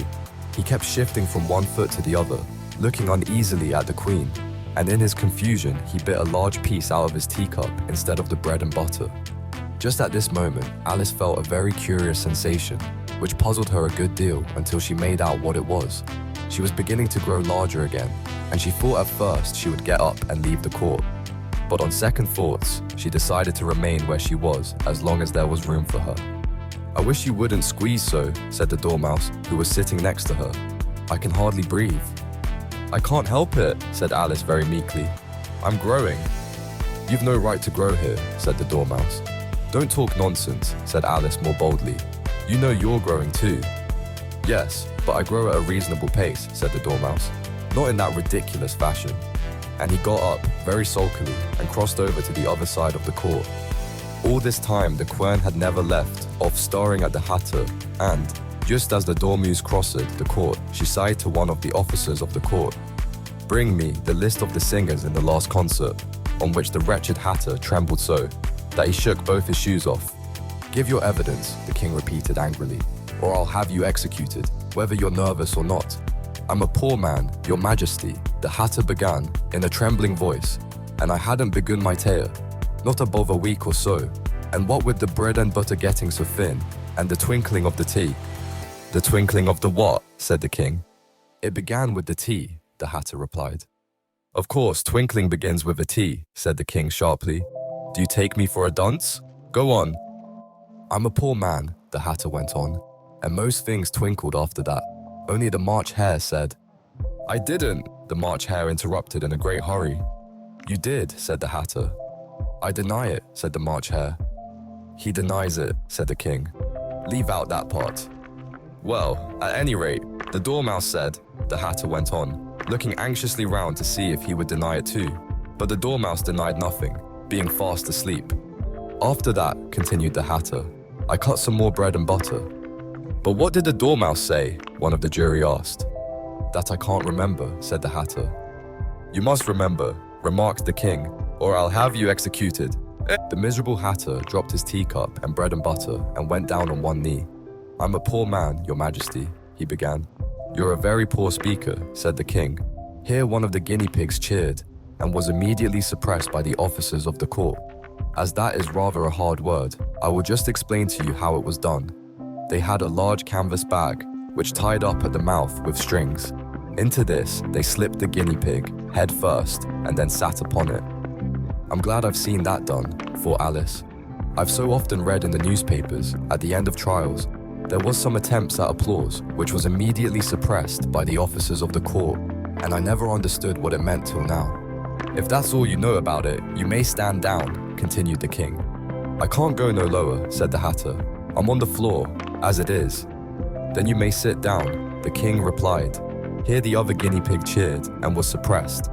Come, that finished the guinea pigs, thought Alice. Now we shall get on better. I'd rather finish my tea, said the Hatter, with an anxious look at the Queen, who was reading the list of singers. You may go, said the King, and the Hatter hurriedly left the court, without even waiting to put his shoes on. And just take his head off outside, the Queen added to one of the officers, but the Hatter was out of sight before the officer could get to the door. Call the next witness, said the King. The next witness was the Duchess's cook. She carried the pepper box in her hand, and Alice guessed who it was, even before she got into the court, by the way the people near the door began sneezing all at once. Give your evidence, said the King. Shan't, said the cook. The King looked anxiously at the White Rabbit, who said in a low voice, Your Majesty must cross-examine this witness. Well, if I must, I must, the King said, with a melancholy air, and, after folding his arms and frowning at the cook till his eyes were nearly out of sight, he said in a deep voice, What are tarts made of? Pepper mostly, said the cook. Treacle, said a sleepy voice behind her. Collar that dormouse, the Queen shrieked out. Behead that dormouse. Turn that dormouse out of court. Suppress him, pinch him. Off with his whiskers. For some minutes the whole court was in confusion. Getting the dormouse turned out, and, by the time they had settled down again, the cook had disappeared. Never mind, said the King, with an air of great relief. Call the next witness. And he added in an undertone to the Queen, Really, my dear, you must cross-examine the next witness. It quite makes my forehead ache. Alice watched the White Rabbit as he fumbled over the list, feeling very curious to see what the next witness would be like. For they haven't got much evidence yet, she.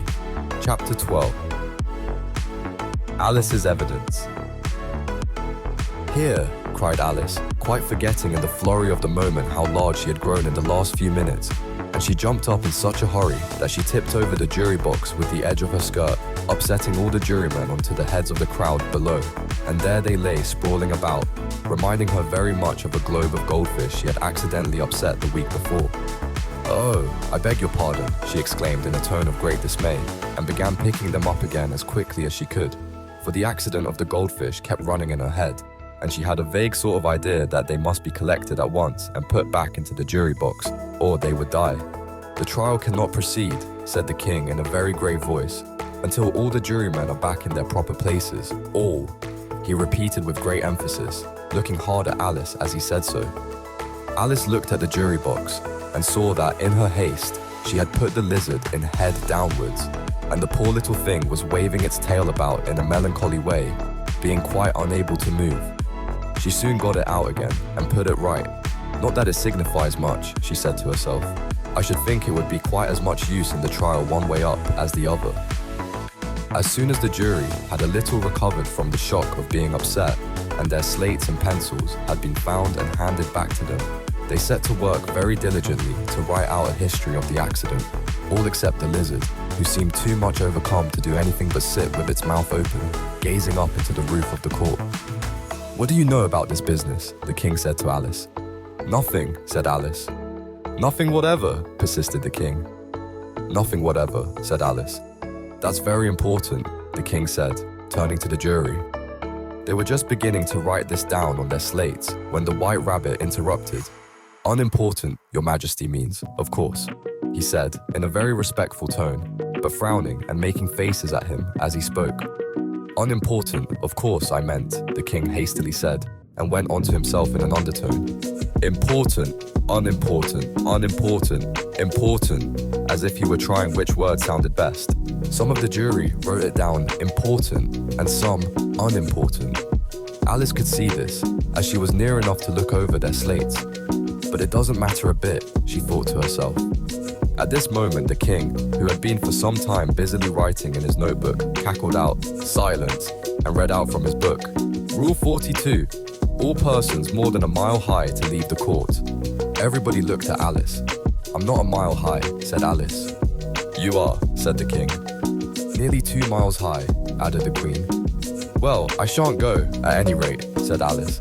Besides, that's not a regular rule. You invented it just now. It's the oldest rule in the book, said the King. Then it ought to be number 1, said Alice. The King turned pale and shut his notebook hastily. Consider your verdict, he said to the jury in a low, trembling voice. There's more evidence to come yet. Please, your majesty, said the White Rabbit, jumping up in a great hurry. This paper has just been picked up. What's in it? Said the Queen. I haven't opened it yet, said the White Rabbit, but it seems to be a letter written by the prisoner to somebody. It must have been that, said the King, unless it was written to nobody, which isn't usual, you know. Who is it directed to? Said one of the jurymen. It isn't directed at all, said the White Rabbit. In fact, there's nothing written on the outside. He unfolded the paper as he spoke and added, it isn't a letter after all, it's a set of verses. Are they in the prisoner's handwriting? Asked another of the jurymen. No, they are not, said the White Rabbit, and that's the queerest thing about it. The jury all look at puzzled. He must have imitated somebody else's hand, said the King. The jury all brightened up again. Please, your majesty, said the knave. I didn't write it, and they can't prove I did. There's no name signed at the end. If you didn't sign it, said the King, that only makes the matter worse. You must have meant some mischief, or else you'd have signed your name like an honest man. There was a general clapping of hands at this. It was the first really clever thing the King had said that day. That proves his guilt, said the Queen. It proves nothing of the sort, said Alice. Why, you don't even know what they're about. Read them, said the King. The White Rabbit put on his spectacles. Where shall I begin, please, your majesty? He asked. Begin at the beginning, the King said gravely, and go on till you come to the end. Then stop. These were the verses the White Rabbit read. They told me you had been to her and mentioned me to him. She gave me a good character, but said I could not swim. He sent them word I had not gone. We know it to be true. If she should push the matter on, what would become of you? I gave her 1, they gave him 2, you gave us 3 or more. They all returned from him to you, though they were mine before, if I or she should chance to be. Involved in this affair, he trusts to you to set them free, exactly as we were. My notion was that you had been, before she had this fit, an obstacle that came between him and ourselves, and it. Don't let him know she liked them best, for this must ever be a secret kept from all the rest, between yourself and me. That's the most important piece of evidence we've heard yet, said the King, rubbing his hands. So now let the jury. If any one of them can explain it, said Alice. She had grown so large in the last few minutes that she wasn't a bit afraid of interrupting him. I'll give him 6pence. I don't believe there's an atom of meaning in it. The jury all wrote down on their slates. She doesn't believe there's an atom of meaning in it. But none of them attempted to explain the paper. If there's no meaning in it, said the King, that saves a world of trouble, you know, as we needn't try to find any. And yet I don't know, he went on, spreading out the verses on his knee and looking at them with one eye. I seem to see some meaning in them, after all. Said I could not swim. You can't swim, can you? He added, turning to the knave. The knave shook his head sadly. Do I look like it? He said, which he certainly did not, being made entirely of cardboard. All right, so far, said the King, and he went on muttering over the verses to himself. We know it to be true. That's the jury, of course. I gave her 1, they gave him 2. Why, that must be what he did with the tarts, you know. But it goes on. They all returned from him to you, said Alice. Why, there they are, said the King triumphantly, pointing to the tarts on the table. Nothing can be clearer than that. Then again, before she had this fit. You never had fits, my dear, I think, he said to the Queen. Never, said the Queen furiously, throwing an inkstand at the lizard as she spoke. The unfortunate little Bill had left off writing on his slate with 1 finger, as he found it made no mark. But he now hastily began again, using the ink that was trickling down his face as long as it lasted. Then the words don't fit you, said the King, looking round the court with a smile. There was a dead silence. It's a pun, the King added in an offended tone, and everybody laughed. Let the jury consider their verdict, the King sighed, for about the 20th time that day. No, no, said the Queen. Sentence first, verdict afterwards. Stuff and nonsense, said Alice loudly. The idea of having the sentence first. Hold your tongue, said the Queen, turning purple. I won't, said Alice. Off with her head, the Queen shouted at the top of her voice. Nobody moved. Who cares for you, said Alice. She had grown to her full size by this time. You're nothing but a pack of cards. At this, the whole pack rose up into the air and came flying down upon her. She gave a little scream, half of fright and half of anger, and tried to beat them off, and found herself lying on the bank with her head in the lap of her sister, who was gently brushing away some dead leaves that had fluttered down from the trees upon her face. "Wake up, Alice dear," said her sister. "Why, what a long sleep you've had." "Oh, I've had such a curious dream," said Alice, and she told her sister, as well as she could remember them, all these strange adventures of hers that you have just been reading about. And when she had finished, her sister kissed her and said, "It was a curious dream, dear." "Certainly, but now run into your tea, it's getting late." So Alice got up and ran off, thinking while she ran, as well she might, what a wonderful dream it had been. But her sister sat still, just as she left her, leaning her head on her hand, watching the setting sun and thinking of little Alice and all her wonderful adventures, till she too began dreaming after a fashion, and this was her dream. First, she dreamed of little Alice herself, and once again the tiny hands were clasped upon her knee, and the bright eager eyes were looking up into hers.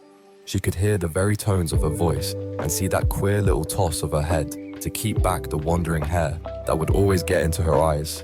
And still as she listened, or seemed to listen, the whole place around her became alive with the strange creatures of her little sister's dream. The long grass rustled at her feet as the white rabbit hurried by. The frightened mouse splashed his way through the neighboring pool. She could hear the rattle of the teacups as the March hare and his friends shared their never-ending meal, and the shrill voice of the queen ordering off her unfortunate guests to execution.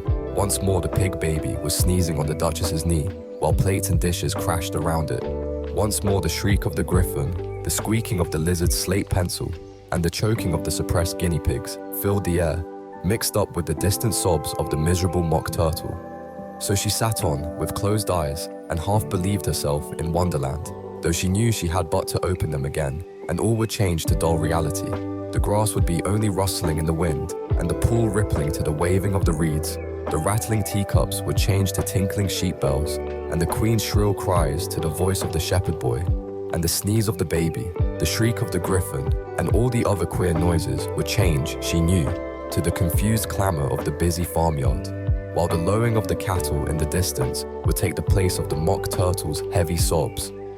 Lastly, she pictured to herself how this same little sister of hers would, in the aftertime, be herself a grown woman, and how she would keep, through all her riper years, the simple and loving heart of her childhood, and how she would gather about her other little children and make their eyes bright and eager with many a strange tale, perhaps even with the dream of Wonderland of long ago, and how she would feel with all their simple sorrows and find a pleasure in all their simple joys, remembering her own child life and the happy summer days. The end.